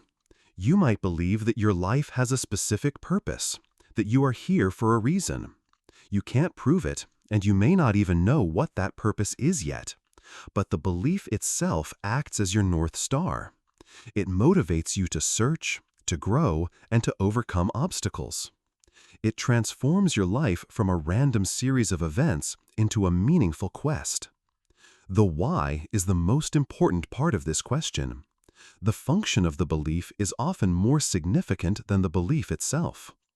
Do you believe it because it was taught to you and you never questioned it? Or have you consciously chosen this belief because it makes you a better, happier, or more resilient person? Is your belief born from fear, a way to shield yourself from the chaos of the universe? Or is it born from love, a way to connect more deeply with it? There is no judgment here about what you believe. The goal is to become aware of these foundational pillars of your reality, to acknowledge that part of your worldview is built on faith, not fact, and to understand the deep human need that this faith fulfills for you. These beliefs are sacred. They are what give our lives color, meaning, and hope. Acknowledge yours tonight. Number 32. If you could ask the universe one question, what would it be? Let us engage in a grand and revealing thought experiment. Imagine you were granted a unique opportunity. The universe, in all its infinite wisdom, has agreed to answer one single question for you. The answer will be the absolute, unvarnished truth. You have one shot. All the mysteries of existence are available, but you must choose only one to unlock. What question would you ask? The question you choose is a powerful diagnostic tool. It acts like a compass, pointing directly to what you value most, what you fear most, and what your soul is most deeply searching for. Let's consider some of the possibilities. Would you ask a question about the future? Something like, will I be happy? Or will I find true love? Or will I be successful? A question like this reveals a deep desire for security and reassurance. It suggests that your present state is one of anxiety about what is to come. You are seeking to eliminate the uncertainty of life. Your core need is for safety and a guarantee of a positive outcome. Or would you ask a question about meaning and purpose? Perhaps, what is my true purpose? Or what is the meaning of life?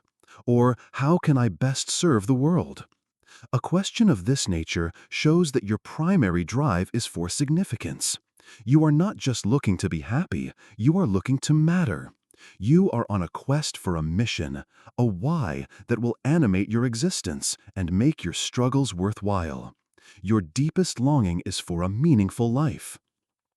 Perhaps your question would be more cosmic and philosophical. What happened before the Big Bang? Or, are we alone in the universe? Or, what is the nature of consciousness? Choosing a question like this points to a powerful intellectual curiosity. You are a seeker of knowledge for its own sake. You are driven by a sense of wonder and a desire to understand the grand mechanics of reality. Your core value is truth and understanding, even if it has no direct impact on your personal life. Maybe your question would be about healing and the past. You might ask, how can I truly heal from my past trauma? Or, what is the lesson I was meant to learn from my greatest suffering? This type of question reveals that you are in a process of deep inner work. You are not trying to escape your pain, but to understand it and integrate it. You believe that there is wisdom to be found in your wounds, and you are ready to learn. Your deepest desire is for wholeness and peace. So, what is your question? There is no right or wrong answer, but the question you choose is a gift. It is a direct message from your subconscious, telling you what it is currently grappling with. It is a snapshot of your soul's present journey. Take a moment, formulate your one question, hold it in your mind. And then, instead of waiting for an answer from the universe, ask yourself, what does the fact that I am asking this question tell me about what I need most in my life right now? The question itself is the answer. Number 33. What purpose gives your life meaning today? We often speak of purpose as if it were a single, grand destination. We imagine it as a treasure we must spend our lives searching for, and we feel a sense of failure if we have not found our one, ultimate life purpose. But this can be a paralyzing concept. Tonight, let's reframe this idea. Let's bring it from the distant future into the immediate present. The question is not about your whole life. The question is about now. What purpose gives your life meaning today? Purpose is not necessarily a job title or a grand world-changing mission. Purpose is simply the why that gets you out of bed. It is the reason you choose to engage with the world rather than withdraw from it. It can be vast, or it can be very, very small. Let's look for it in your life as it exists right now. Perhaps your purpose today is found in your role as a caregiver. The reason you get up is to make breakfast for your children, to care for an aging parent, or to ensure your partner feels loved and supported. Your actions are animated by a sense of responsibility and love for another being. This purpose is not about you. It is about service to someone you care for deeply. The meaning is found in the connection, in the act of nurturing. Maybe your purpose today is rooted in your work. And this doesn't mean you have your dream job. It means that you have found a way to find meaning in the work you do. Perhaps your purpose is to bring a sense of order and calm to a chaotic office. Perhaps it is to be a source of encouragement for your colleagues. Perhaps you find purpose in the simple act of doing a task well, of taking pride in your competence and your contribution, no matter how small it may seem. Your purpose could be found in creativity. Today, the thing that gives your life meaning might be the half-finished painting in your studio, the song you are writing, or the garden you are tending. This is the purpose of bringing something new into the world, of expressing an inner vision. It is the deep human need to create, to make a mark, to contribute beauty or ideas to the world. And sometimes, purpose is incredibly simple and personal. If you are going through a difficult time, your purpose today might simply be to be kind to yourself. Your purpose might be to get through the day without falling apart. Your purpose might be to take one small step toward healing, to go for a walk, to eat a healthy meal, to reach out to a friend. In this context, purpose is not about achievement. It is about survival and self-compassion. It is the courageous act of choosing life, even when it is painful. The beauty of this question is that the answer can change. Your purpose today may not be your purpose next year, or even next week. It is fluid. Life calls different things from us at different times. The key is to be aware of what is calling to you now. So, ask yourself, what was your why for today? What was the thread of meaning, no matter how thin, that you followed? By identifying it, you honor it. You recognize that your life, today, has meaning. You don't have to wait for a grand revelation. Purpose is not something you find. It is something you make every single day. Number 34. What are you chasing that might not actually matter? Our lives are defined by our pursuits. We are all chasing something, a goal, a dream, a feeling. This chase gives us direction and motivation. But in our haste, we rarely stop to question the chase itself. We assume the destination is worthy of the race. This question invites you to pause, mid-stride, and take a hard, honest look at your goals. What are you chasing that, in the grand scheme of things, might not actually matter? This requires a radical act of perspective. Imagine yourself at the very end of your life, looking back. From that vantage point, which of your current pursuits would seem vital and meaningful, and which would seem trivial and vain? Let's consider some of the common things we chase. Many of us are chasing wealth. We work long hours and make significant sacrifices in the belief that more money will bring us happiness and security. From our deathbed, a certain level of financial stability would surely seem important. But would the relentless pursuit of an extra million at the cost of your health or your relationships still seem like a worthy trade-off? Would the number in your bank account matter more than the memories you failed to create? We also chase status and approval. We chase the promotion, the prestigious job title, the recognition of our peers. We chase likes and followers on social media. We want to be seen as successful and important. This is a deep human need. But from that final perspective, would the opinion of people you barely knew matter more than the authentic connection you shared with your inner circle? Would the fleeting admiration of strangers be a fair substitute for self-respect? Another common chase is the pursuit of perfection. We chase the perfect body, the perfect home, the perfect family. We live with a constant, low-grade anxiety that things are not quite right, not good enough. We exhaust ourselves trying to curate a flawless life. But looking back, would you remember the one crooked picture on the wall, or would you remember the laughter that filled the rooms? Would you regret the single pound you never lost, or would you regret the hundreds of joyful meals you didn't allow yourself to fully enjoy because of it? This question is not about judging your ambitions. It is about auditing them. It is about distinguishing between the goals that come from your soul and the goals that have been implanted by society, advertising, or your own ego. The goals of the soul are about growth, connection, contribution, and love. The goals of the ego are often about comparison, status, and external validation. How can you tell the difference? Ask yourself, if I achieve this goal and no one else ever knew about it, would it still be meaningful to me? If the answer is yes, you are likely on a path with heart. If the answer is no, you may be chasing something that ultimately does not matter. It is a brave thing to admit you are running in the wrong race. It is even braver to stop. Tonight, identify one thing you are pouring your precious energy into and ask yourself, from the wise perspective of your future self, does this truly matter? Number 35.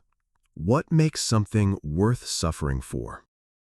We spend much of our lives trying to avoid suffering. We seek comfort, pleasure, and ease. This is a natural human instinct. And yet, we also know, intuitively, that not all suffering is created equal.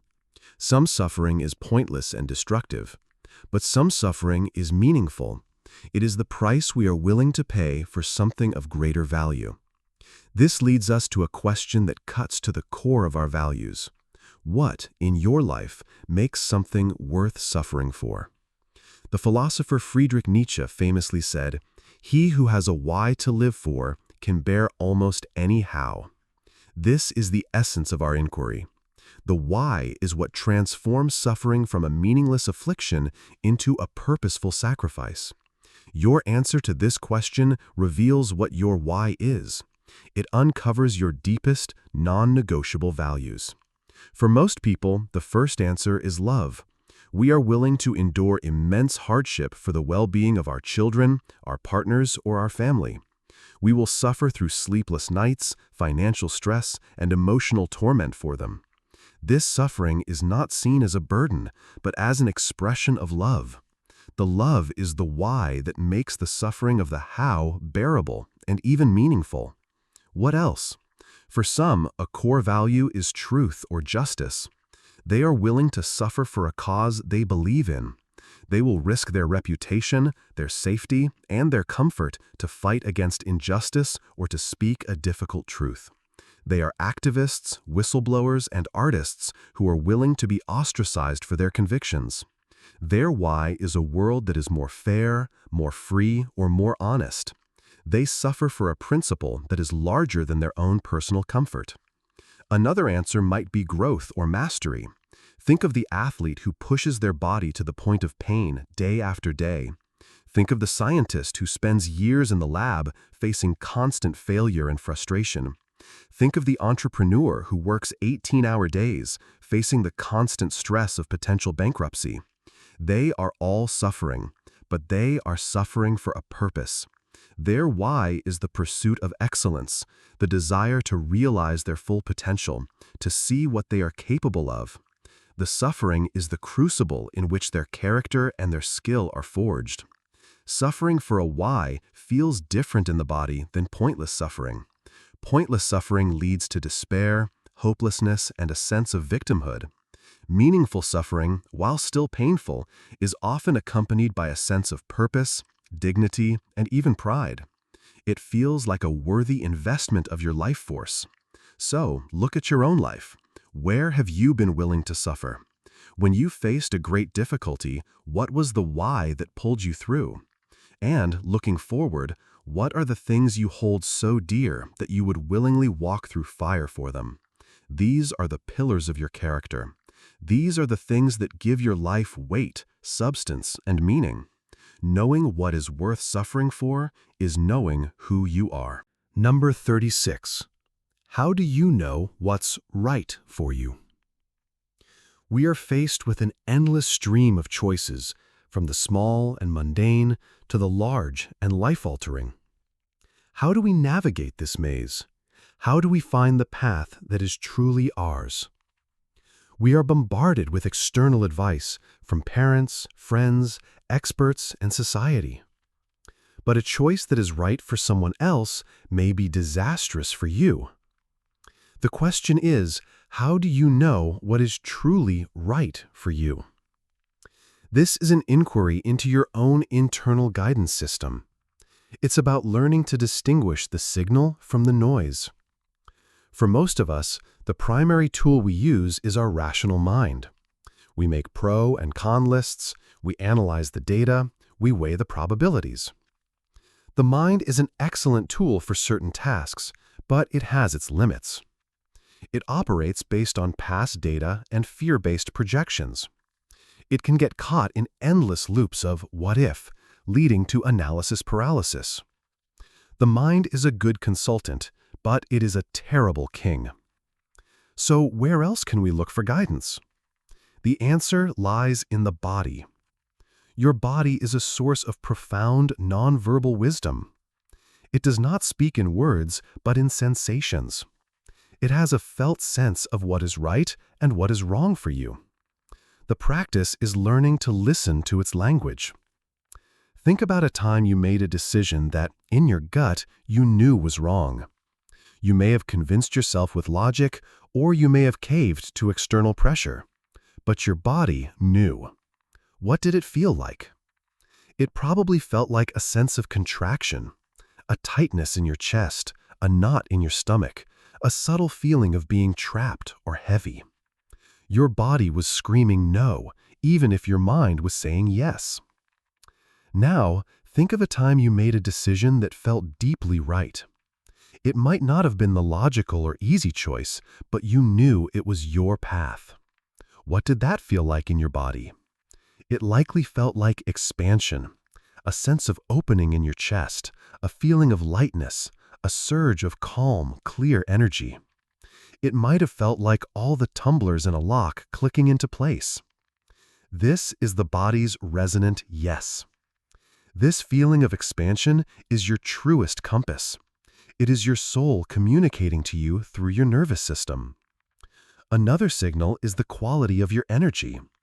A path that is right for you, even if it is difficult, will ultimately feel energizing. It will feel like you are aligned with a current that is carrying you forward. A path that is wrong for you, even if it looks good on paper, will feel draining. It will feel like you are constantly swimming against the tide, depleting your vital life force. To know what is right for you, you must cultivate stillness. You must create moments of quiet in your day to check in with your body. Turn down the volume of the external voices and the chatter of your own mind, and ask, what does my body know about this? Place your hand on your heart or your gut and feel for the signal. Is it contraction or expansion? Is it draining or energizing? Your mind can be deceived. Your friends can be wrong. Society's definition of success is often a trap, but your body does not lie. Learning to trust its wisdom is the most important skill you can ever develop. It is how you come home to yourself. Number 37. Do you believe everything happens for a reason, or is that comfort? Let's approach a belief that is very common in spiritual and self-help circles. It is a phrase offered in times of hardship, a lens through which to view the chaos of life. The belief is that everything happens for a reason. Tonight, our task is not to decide if this statement is objectively true or false. Our task is to investigate your personal relationship with it. Do you truly believe it, or is it a comforting story you tell yourself to make sense of the senseless? Let's honor both sides of this coin, because both hold a certain truth. First, let's explore the power and the beauty of believing that everything happens for a reason. This belief can be a profound source of resilience.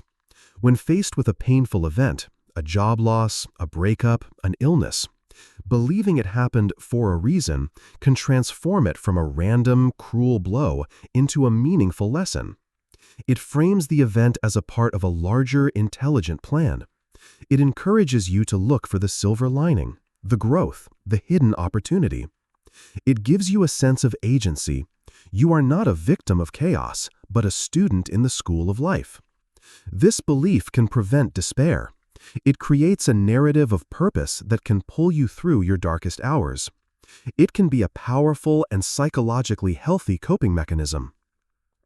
Now, let's turn the coin over and look at the other side with equal honesty. Sometimes, this belief can be a form of spiritual bypassing. This is a term used to describe the act of using spiritual beliefs to avoid dealing with painful, messy human emotions. Some events in life are genuinely tragic and senseless. The death of a child, a natural disaster, a violent crime. To immediately jump to, "it must have happened for a reason," can be a way of numbing yourself to the raw, devastating pain of the event. It can be a way to prematurely tidy up a tragedy that needs to be witnessed and grieved in all its ragged horror.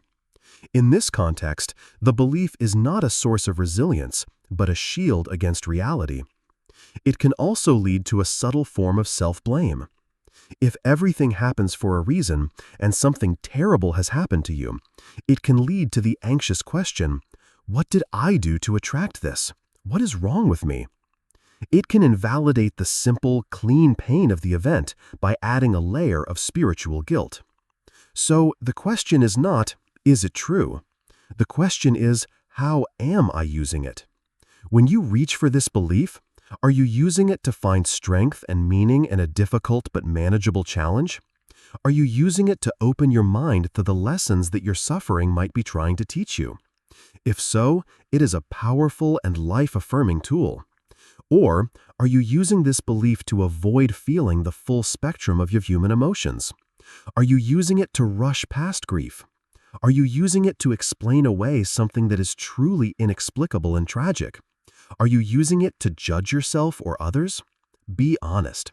There is a profound difference between a belief that helps you engage with life more deeply and a belief that helps you hide from it.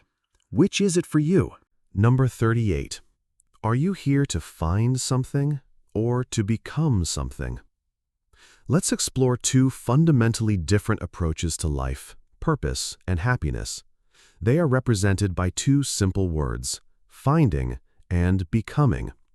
The way you orient yourself around these two concepts will shape your entire journey. Our question for reflection is this: in your heart of hearts, do you believe you are here to find something or to become something? Let's first explore the finding model. This is the model of the seeker, the treasure hunter. It operates on the assumption that the keys to your happiness and fulfillment exist somewhere outside of you, and your job is to search for them. You are trying to find the right partner who will complete you. You are trying to find the perfect job that will give you a sense of purpose. You are trying to find the right spiritual teaching or guru that will give you enlightenment. You are trying to find the right set of circumstances that will finally allow you to be happy. This model casts life as a scavenger hunt. The focus is external. Success is defined by acquisition. The underlying feeling is often one of lack. You are incomplete until you have found the missing piece.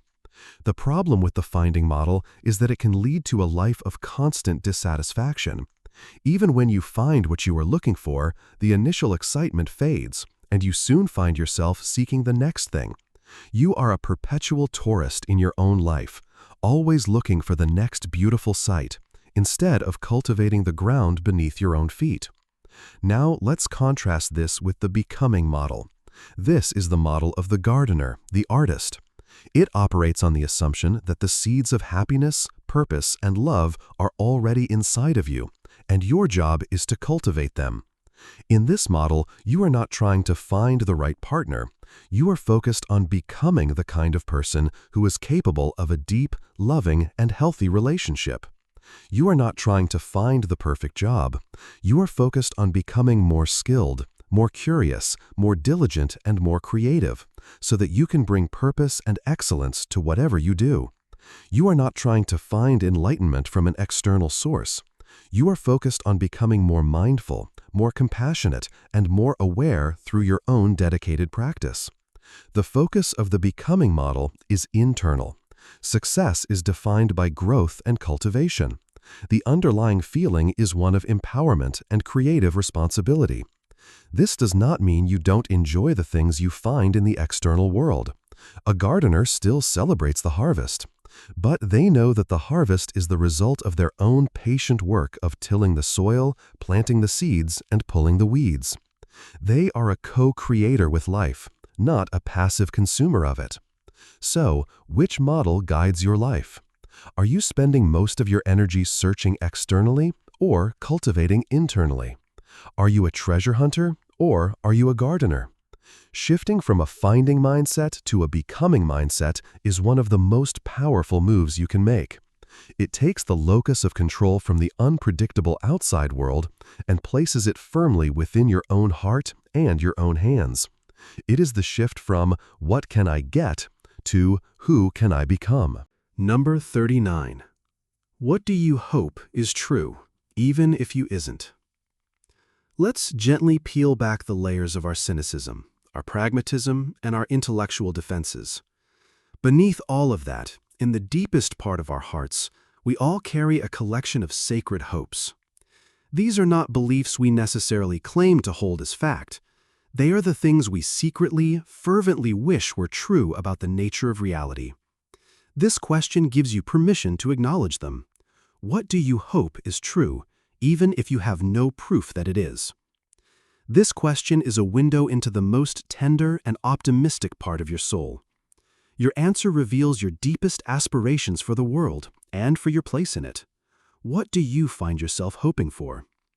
Perhaps you hope that kindness is, in the end, stronger than cruelty. You see so much evidence to the contrary, but you hope that the small, quiet acts of compassion and love accumulate into a force that is more powerful and more enduring than all the hate and violence in the world. You hope that, on a cosmic scale, love wins. Maybe you hope that there is some form of consciousness after death.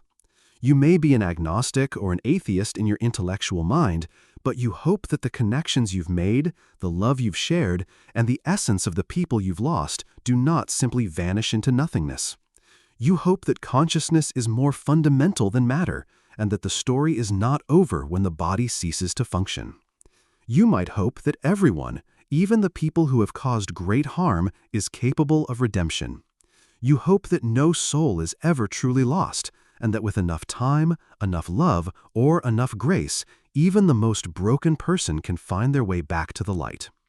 This is a hope for a universe that is fundamentally merciful and forgiving. Your hope could be more personal. You might hope that your life, in some small way, will make a positive difference. You may feel insignificant most days, but you hope that your presence on this earth will leave it just a tiny bit better than you found it, through a child you raised, a kindness you showed a stranger, or an idea you shared.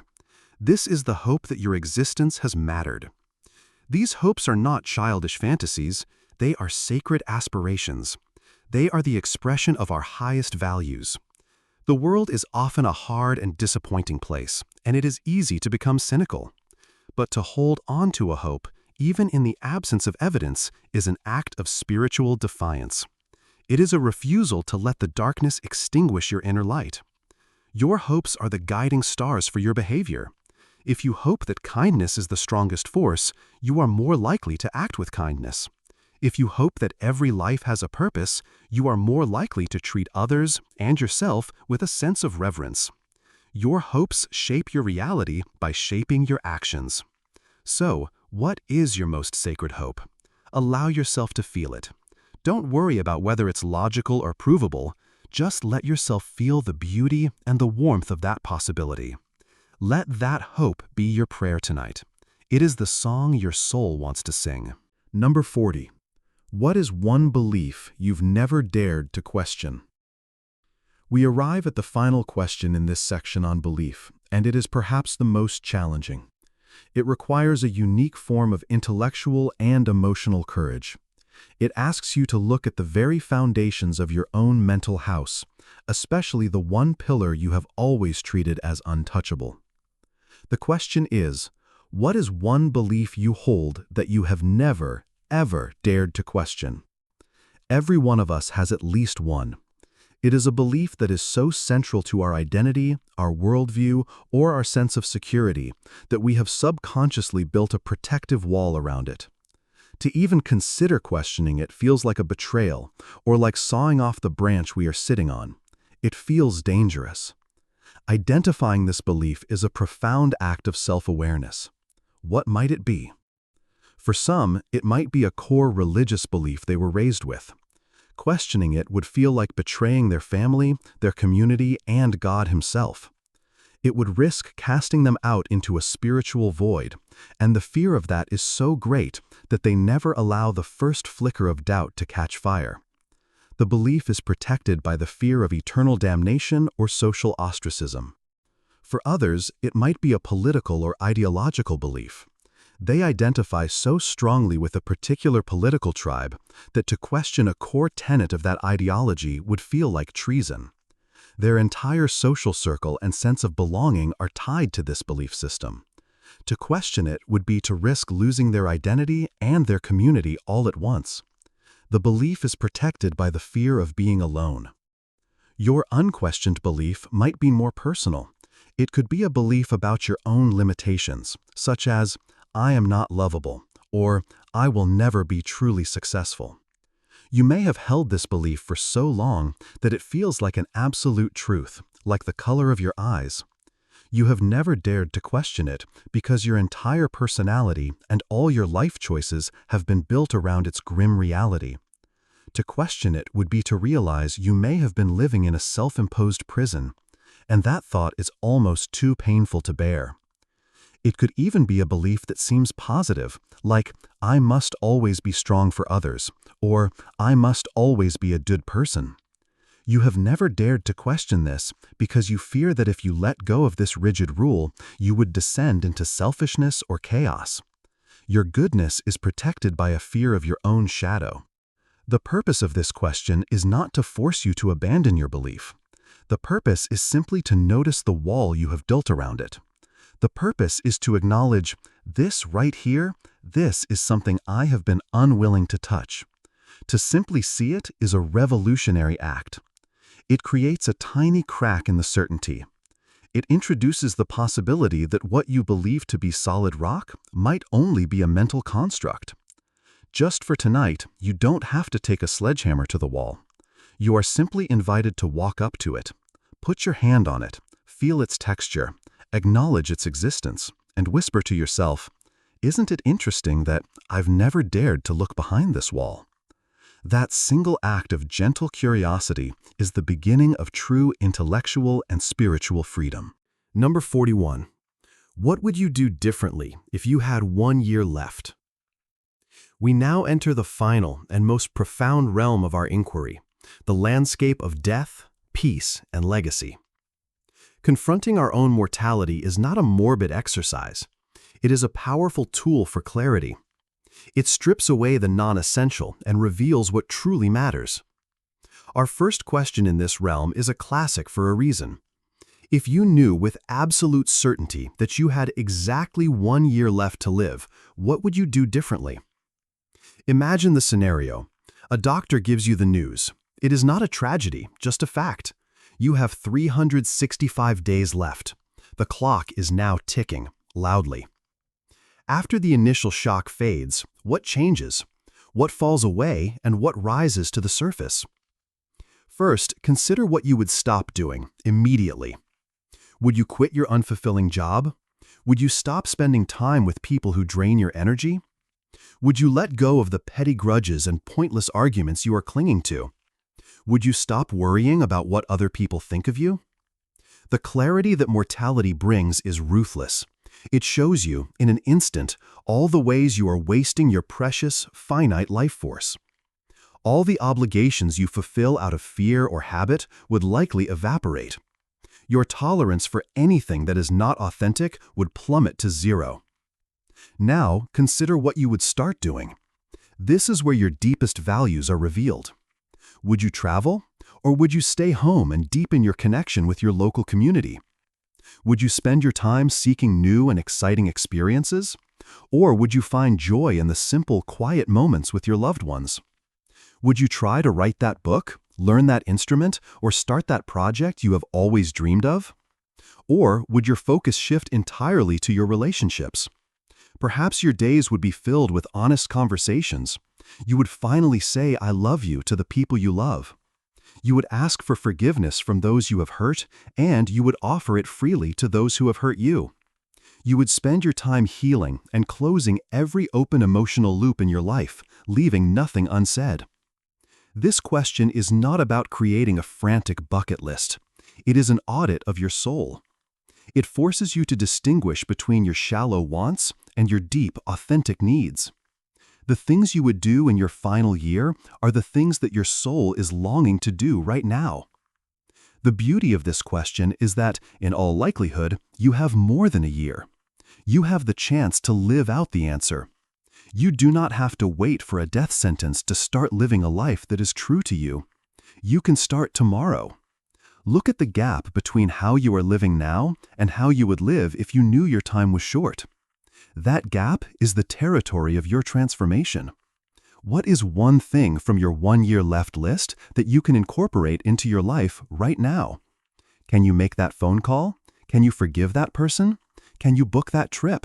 Can you spend 1 hour on that creative project? Don't wait. The clock is already ticking for all of us. Let the awareness of your mortality be not a source of fear, but a source of profound liberation. Number 42. What part of you needs to die for something new to be born? In nature, death is not an ending. It is a necessary prerequisite for new life. The old leaf must fall from the tree for the new bud to emerge in spring. The seed must crack open and die for the seedling to grow. This same cyclical law applies to our inner world. Growth requires a form of death. This brings us to a question of profound inner alchemy. What part of you needs to die for something new to be born? This death is not physical. It is metaphorical. It is the conscious letting go of an old identity, a limiting belief, or a worn-out pattern of behavior. It is a voluntary sacrifice made in the service of your own evolution. What part of you is ready for this sacred death? Perhaps it is the people-pleaser in you that needs to die. This is the part of you that constantly seeks external validation, that says yes when it means no, and that molds itself to fit the expectations of others. Letting this part die is terrifying. It means risking disapproval. It means setting boundaries. But its death gives birth to something new, your authentic self. The self that is rooted in its own truth, that has integrity, and that can give freely from a place of genuine desire, not obligation. Maybe it's the victim in you that needs to die. This is the part of you that blames the world, your past, or other people for your unhappiness. It is the part that feels powerless and stuck. To let the victim die is to take radical responsibility for your own life and your own happiness. It is painful because you can no longer find comfort in blame. But its death gives birth to the Creator. The Creator is the empowered part of you that knows it has the agency to make new choices, to change its circumstances, and to build the life it wants. Or perhaps it is your inner critic that needs to die, the harsh, judgmental voice that tells you you're not good enough. This voice has been your constant companion, and letting it go can feel like losing a part of your identity. You may even believe it has protected you or motivated you, but its death is necessary. When the inner critic dies, what is born is self-compassion, the voice of a kind, loving internal parent who encourages you, forgives you, and loves you unconditionally. This is not a violent process. It is a conscious release. You can perform a small ritual. You can write down the part of you that needs to die on a piece of paper. You can thank it for the role it played, for how it tried to protect you. You can acknowledge that its services are no longer needed. And then you can safely burn the paper or bury it in the earth. This symbolic act signals to your subconscious that you are ready to let go. You are making space. What new life is waiting to emerge within you? What beautiful, strong, authentic part of you is waiting for an old identity to die so it can finally be born? You must be willing to grieve the old to welcome the new. That is the price of transformation. Number 43. What does peace mean to you, really? Peace is a word we use often, but its meaning can be surprisingly elusive. We say we want peace, but what is it exactly that we are longing for? Is it just the absence of conflict, or is it something more? Our question tonight invites you to move beyond the greeting card definition and discover your own personal, felt sense of the word. What does peace really mean to you? For some, peace is primarily an external condition. It means a quiet home, a calm environment, a life free from drama and chaos. It is about creating a sanctuary in the outer world. This is a valid and important form of peace. It is the peace of a tranquil lake on a windless day. There are no ripples, no disturbances. This is the peace of serenity. However, this kind of peace is fragile. It is dependent on external conditions, which are often beyond our control. The phone can ring, the world can intrude, and the calm can be shattered in an instant. This leads us to a deeper form of peace. For others, peace is an internal state that is independent of what is happening on the outside. This is the peace of resilience. It is the ability to remain centered and calm even in the midst of a storm. It is the eye of the hurricane. The world around you can be chaotic, but your inner core remains still and undisturbed. This is the peace that comes from a dedicated mindfulness practice, from the ability to observe your thoughts and feelings without being swept away by them. It is not the absence of ripples, but the knowledge that you are the deep, still water beneath the ripples. There is another layer still. For some, peace is not just stillness, but a sense of wholeness and integrity.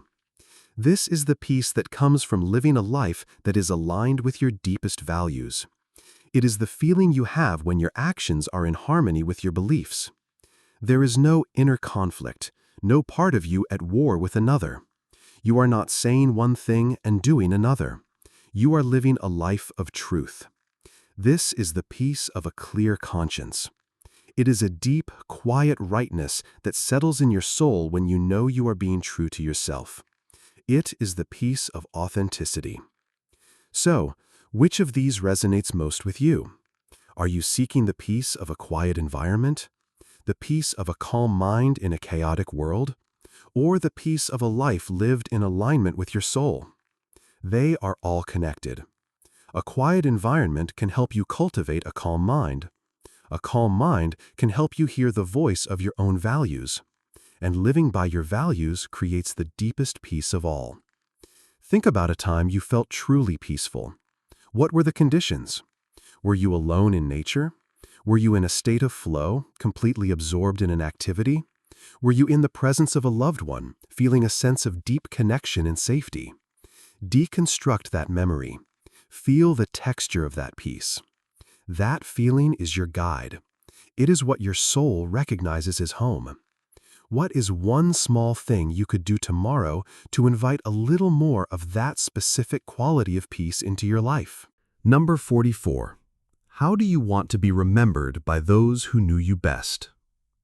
Let us engage in another thought experiment from the perspective of the end of life. This is not about legacy on a grand public scale. It is not about statues or monuments. This is about your intimate legacy. It is about the memory you leave behind in the hearts of the people who were closest to you, your family, your dearest friends. When they gather after you are gone and they tell stories about you, what do you hope they say? How do you want to be remembered by those who knew you best? Think beyond the simple platitudes like, he was a good person or she was nice. Go deeper. What specific qualities do you hope they would associate with you? Do you want them to remember your sense of humor? Do you hope they would laugh as they recall your quick wit and the way you could always lighten a heavy moment? To be remembered for your laughter is to be remembered as a source of joy. Do you want them to remember your kindness? Do you hope they would share stories of how you showed up for them when they were in need, how you listened without judgment, how you made them feel seen and cared for? To be remembered for your kindness is to be remembered as a source of comfort and love. Do you want to be remembered for your passion and your zest for life? Do you hope they would speak of your adventurous spirit, your deep curiosity, and the way you lived your life with enthusiasm and courage? To be remembered for your passion is to be remembered as a source of inspiration. Or perhaps you want them to remember your integrity. Do you hope they would say, you always knew where you stood with them? They were honest, they were true to their word, and they lived by their principles. To be remembered for your integrity is to be remembered as a source of stability and trust. This question is a powerful tool for reverse engineering your life. The way you want to be remembered reveals the person you aspire to be. Your desired eulogy is a blueprint for your ideal character. Now, look at your life as you are living it today. Are your daily actions aligned with how you want to be remembered? If you want to be remembered as kind, are you performing acts of kindness today? If you want to be remembered as courageous, are you facing your fears today? If you want to be remembered as a loving presence, are you expressing that love to the people around you today? There can often be a gap between our desired legacy and our current reality. We get caught up in the stress and the distractions of daily life, and we forget to act in accordance with our deepest values. This question is a powerful corrective. It calls you back to what is most important. It is not too late. Your legacy is not something that is written after you die. It is being written right now, with every choice you make, every word you speak, every action you take. You are the author of your own memory.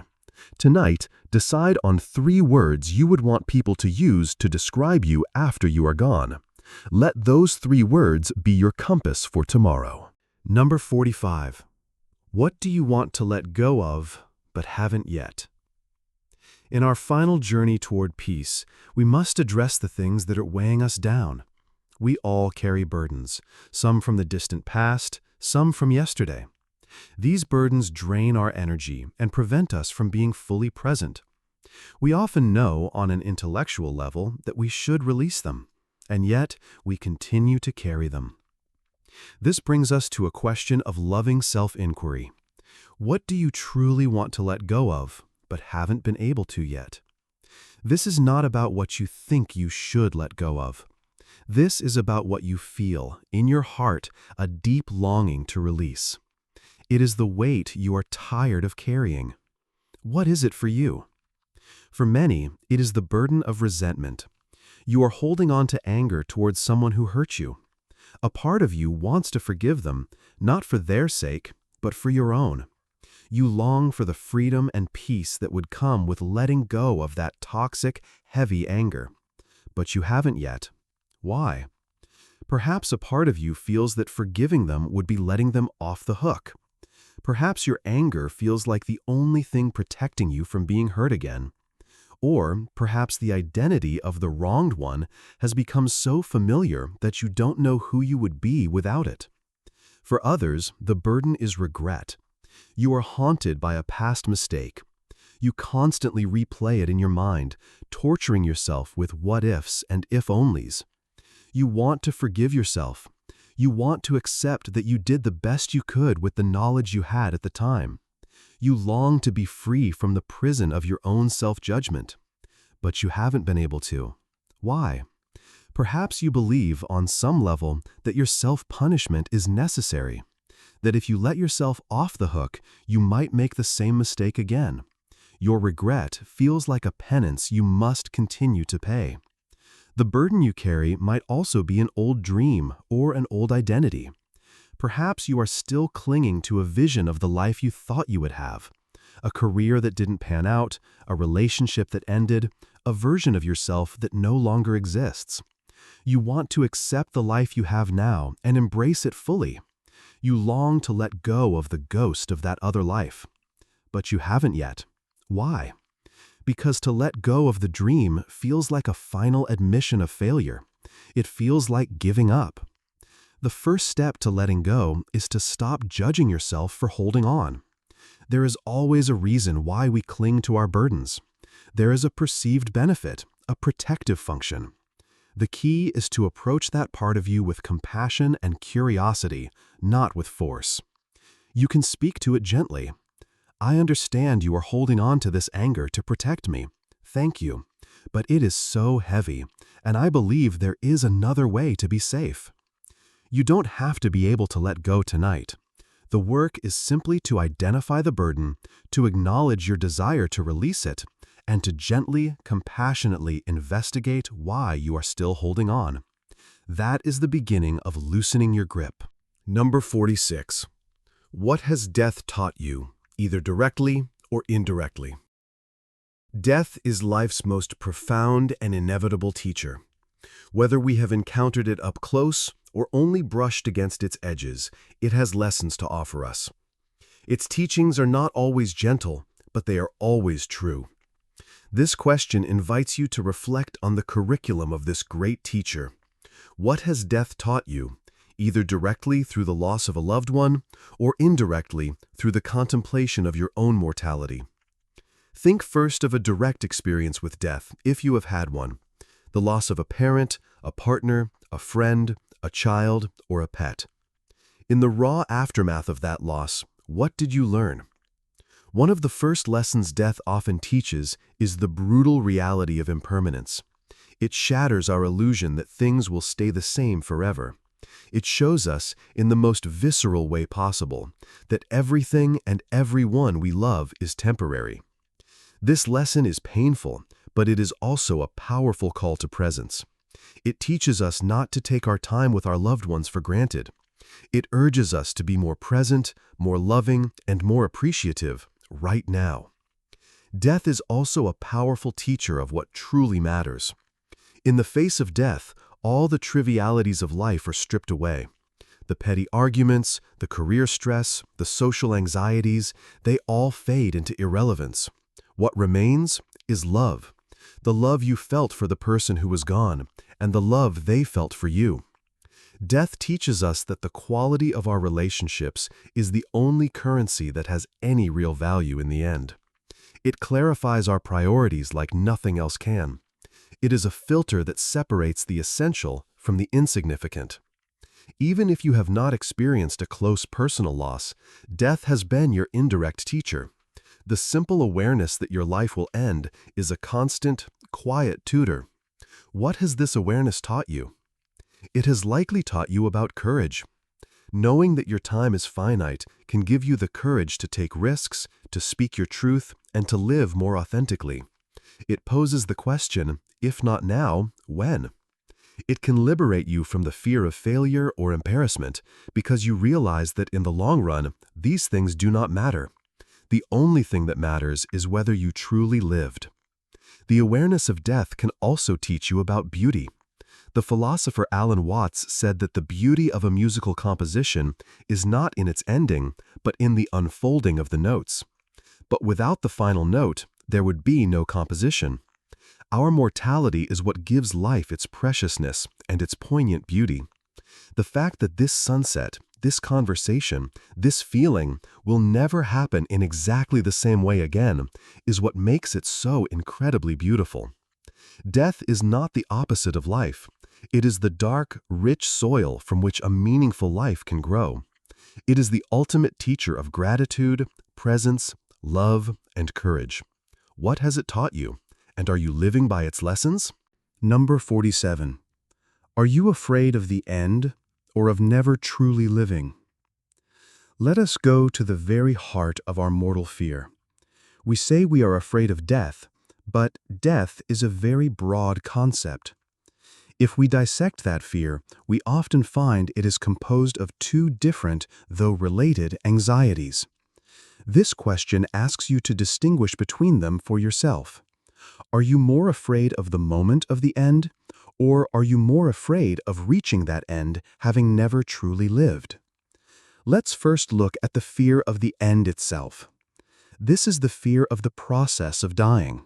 It is a primal, biological fear. We may fear physical pain. We may fear the loss of control, the dependency on others. We may fear the unknown, the question of what, if anything, comes next. Is it a void? Is it a transition? This fear is focused on the final act of the play. It is a fear of the event of death. It is a fear of non-existence, or a fear of what comes after existence. It is a metaphysical and physiological fear. It is the fear of the destination. Now, let's look at the other fear, which is often deeper and more pervasive. The fear of never truly living. This is not a fear of the destination, it is a fear of the journey. It is the nagging anxiety that you are squandering your precious time. It is the fear that you will arrive at your deathbed filled with regret. Regret for the risks you did not take, The words you did not say, the love you did not express, the passion you did not pursue. This is the fear of a life lived in the shallows, a life of quiet desperation, conformity, and unfulfilled potential. It is the fear of looking back and realizing you were a spectator in your own life, not the protagonist. It is the fear of hearing the music of your own life fade out, having never truly danced to it. This fear is not about the pain of dying. It is about the pain of an unlived life.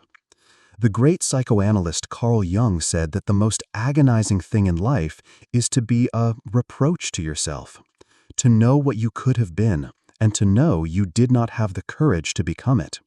That is the essence of this fear. So, which of these two fears holds more weight in your heart? When you feel a pang of anxiety about your mortality, where does it originate? Is it a fear of the mystery of the end? Or is it a fear of the emptiness of your past? Understanding your primary fear here is incredibly important. If you are most afraid of the process of dying, your work may be philosophical and spiritual, to make peace with the unknown, to cultivate faith, to explore your beliefs about the nature of consciousness. If you are most afraid of not truly living, your work is practical and immediate. It is a call to action. It is a sacred alarm bell urging you to wake up right now. That fear is not your enemy. It is your greatest ally.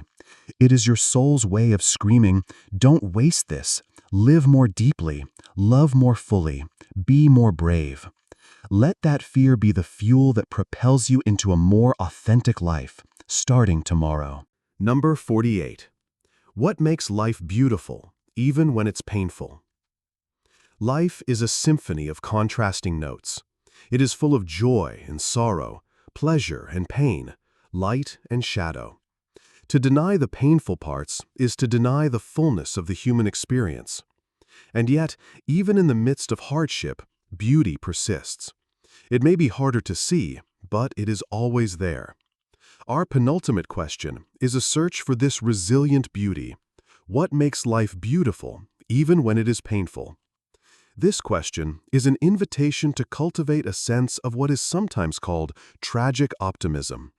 It is the ability to find meaning and beauty not in spite of suffering, but sometimes because of it. What are the sources of this profound beauty?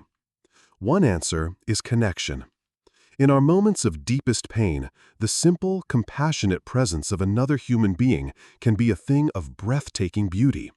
When someone sits with you in your grief, without trying to fix you, without offering platitudes, but simply sharing your space with love, that connection is beautiful. The pain is real, but the love that meets the pain is equally real, and it is a powerful testament to the resilience of the human heart. Nature is another enduring source of beauty. Even on your worst day, the sun will still rise in a blaze of color. The trees will still stand in their silent, dignified strength. A bird will still sing its song outside your window. When you are in pain, the beauty of the natural world can be a profound comfort. It does not deny your pain, but it puts it in a larger context. It reminds you that you are part of a vast, cyclical, and enduring web of life, and that even in winter, the promise of spring remains. The beauty can also be found in courage, the courage you witness in others, and the courage you discover in yourself. To see someone face a terrible illness with grace and dignity is to witness something profoundly beautiful. To feel your own heartbreak and to still choose to get out of bed, to still choose to be kind to someone else, is to participate in an act of beautiful, heroic courage. The pain is the backdrop that allows the quality of courage to shine so brightly. Art is another answer. Listening to a piece of music that perfectly captures your feeling of sorrow, reading a poem that speaks to your heartbreak, this is a beautiful experience. Art reminds you that you are not alone in your pain. It connects you to the entire history of human beings who have felt what you are feeling. It takes your personal, isolating pain and transforms it into a shared, universal, and therefore beautiful experience. Ultimately, the ability to find beauty in the midst of pain is a choice. It is a practice of perspective. It is about training your eye to look for the light even when the shadows are long. It is not about denying the darkness. It is about acknowledging that the darkness is what allows you to see the stars. What has been beautiful in your life, even during your hardest times? Hold on to that. That is the unbreakable spirit within you. Number 49. When was the last time you felt completely still? We have journeyed through the vast landscapes of the self, time, connection, and meaning. We arrive now at our final approach to peace. In our hyperstimulated, constantly moving world, one of the rarest and most healing states of being is simple stillness. Our second-to-last question is an invitation to recall this elusive state. When was the last time you felt completely still? Let's be very clear about what this means. This is not just about your body being motionless. You can be sitting still in a chair while your mind is racing at 1,000 miles per hour. That is not stillness. Complete stillness is when your mind, your body, and your spirit all come to a point of profound, quiet rest. It is a moment of deep inner silence. The incessant chatter of the mind ceases. The restlessness of the body dissolves. There is no desire to be anywhere else or to be doing anything else. There is only a simple, peaceful, aware presence. Search your memory for a moment like this. It may have been a long time ago. Where were you? Often, these moments occur in nature. Perhaps you were sitting by a calm lake at dawn, watching the mist rise. The beauty and the silence of the scene were so complete that they silenced your inner world as well. For a few precious moments, there was no thought, no worry, no planning, only the quiet witnessing of the dawn. That was stillness. It may have been during a meditation. Perhaps after many minutes of watching your breath and struggling with a busy mind, you fell into a gap between thoughts. A moment of pure, spacious awareness opened up. In that gap, there was a profound sense of peace and silence. You were not asleep. You were more awake than ever, but you were completely still. These moments can also happen in the midst of ordinary life. Perhaps it was late at night and you were holding a sleeping child or stroking a sleeping pet. In the quiet rhythm of their breathing, you felt your own nervous system settle. A wave of love and peace washed over you, and for a moment, the world and all its troubles simply faded away. That was a moment of stillness. If you struggle to recall such a moment, do not be discouraged. It is a testament to the pace and the pressure of the world we live in. The inability to recall a moment of stillness is not a personal failure. It is a cultural symptom. But the memory, or even the desire for it, is a powerful guide. It shows you what your nervous system is deeply craving. It is craving a respite from the constant doing and a return to the simple state of being. Stillness is not emptiness, it is fullness. It is a state of being so fully present that you are no longer fragmented, you are whole. It is in this stillness that you can hear the whisper of your own soul. It is in this stillness that your body can truly rest and heal. It is the foundation of all true peace. You can touch this stillness right now. Take one slow, deliberate breath. For the few seconds that you are focused purely on that breath, you are touching the edge of stillness. That let be your practice tonight. With each breath, invite a little more stillness into your being. Let it be the gentle wave that carries you into a peaceful sleep. Number 50. If tonight were the last time you closed your eyes, what would you hope to feel? We have arrived at our final question. We have journeyed far and deep. This last question brings us to the ultimate threshold, the final moment of the day, and perhaps of a life. It is a question that distills everything we have explored into a single, essential feeling. I invite you to contemplate it with your whole heart. If you knew that tonight were the last time you would ever close your eyes, what would you hope to feel in that final moment? This is not about what you would hope to think or what you would hope to have accomplished. It is about the final emotional and spiritual state of your being. As your consciousness prepared to transition, what feeling would you wish for as your final companion? Perhaps the feeling you would hope for is peace. A deep, profound sense of peace. A feeling that everything is okay, that your journey is complete. A release of all struggle, all conflict, all striving. The feeling of a warrior laying down their sword at the end of a long and worthy battle. A quiet, "it is finished," and a surrender to the great mystery. Or maybe the feeling you would hope for is love. An overwhelming sense of the love you have given and the love you have received. You would hope to feel the presence of your loved ones in your heart, a warmth that fills you completely. Your final sensation would not be fear of the unknown, but the profound comfort of the connection that you know will endure beyond your physical form. To dissolve into a feeling of pure, unconditional love. Another possibility is that you would hope to feel a sense of gratitude. A deep and genuine thankfulness for the incredible gift of having lived. Gratitude for the joys and even for the sorrows that taught you so much. Gratitude for the beauty you witnessed, the people you knew, the experiences you had. Your final feeling would not be one of regret for what is ending, but one of immense appreciation for what was. A final, silent thank you to the universe for the chance to have participated in the dance of life. Maybe the feeling you would hope for is one of completion. A sense that you did what you came here to do. You lived a life that was true to you. You used your gifts. You loved well. You left nothing important unsaid or undone. There would be no nagging regrets, no feeling of unfinished business. Just a clean, clear sense of a life well lived. A story with a satisfying and meaningful conclusion. Peace, love, gratitude, completion. Or perhaps it is something else entirely for you. Whatever feeling you chose, that feeling is your ultimate North Star. It is the deepest desire of your soul. It is your personal definition of a successful life. Now, know this. You do not have to wait until your final moment to experience that feeling.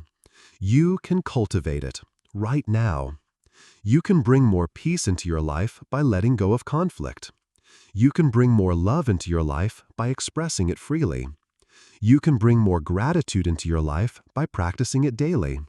You can bring more completion into your life by living with integrity and without regret. Let the feeling you hope for at your end be the feeling that guides you in your now. Let it inform your choices, your priorities, and your way of being. And so tonight, as you close your eyes, I invite you to practice. Practice feeling that final desired state. Rest in that peace. Bathe in that love. Marinate in that gratitude. And feel the wholeness of a day well lived.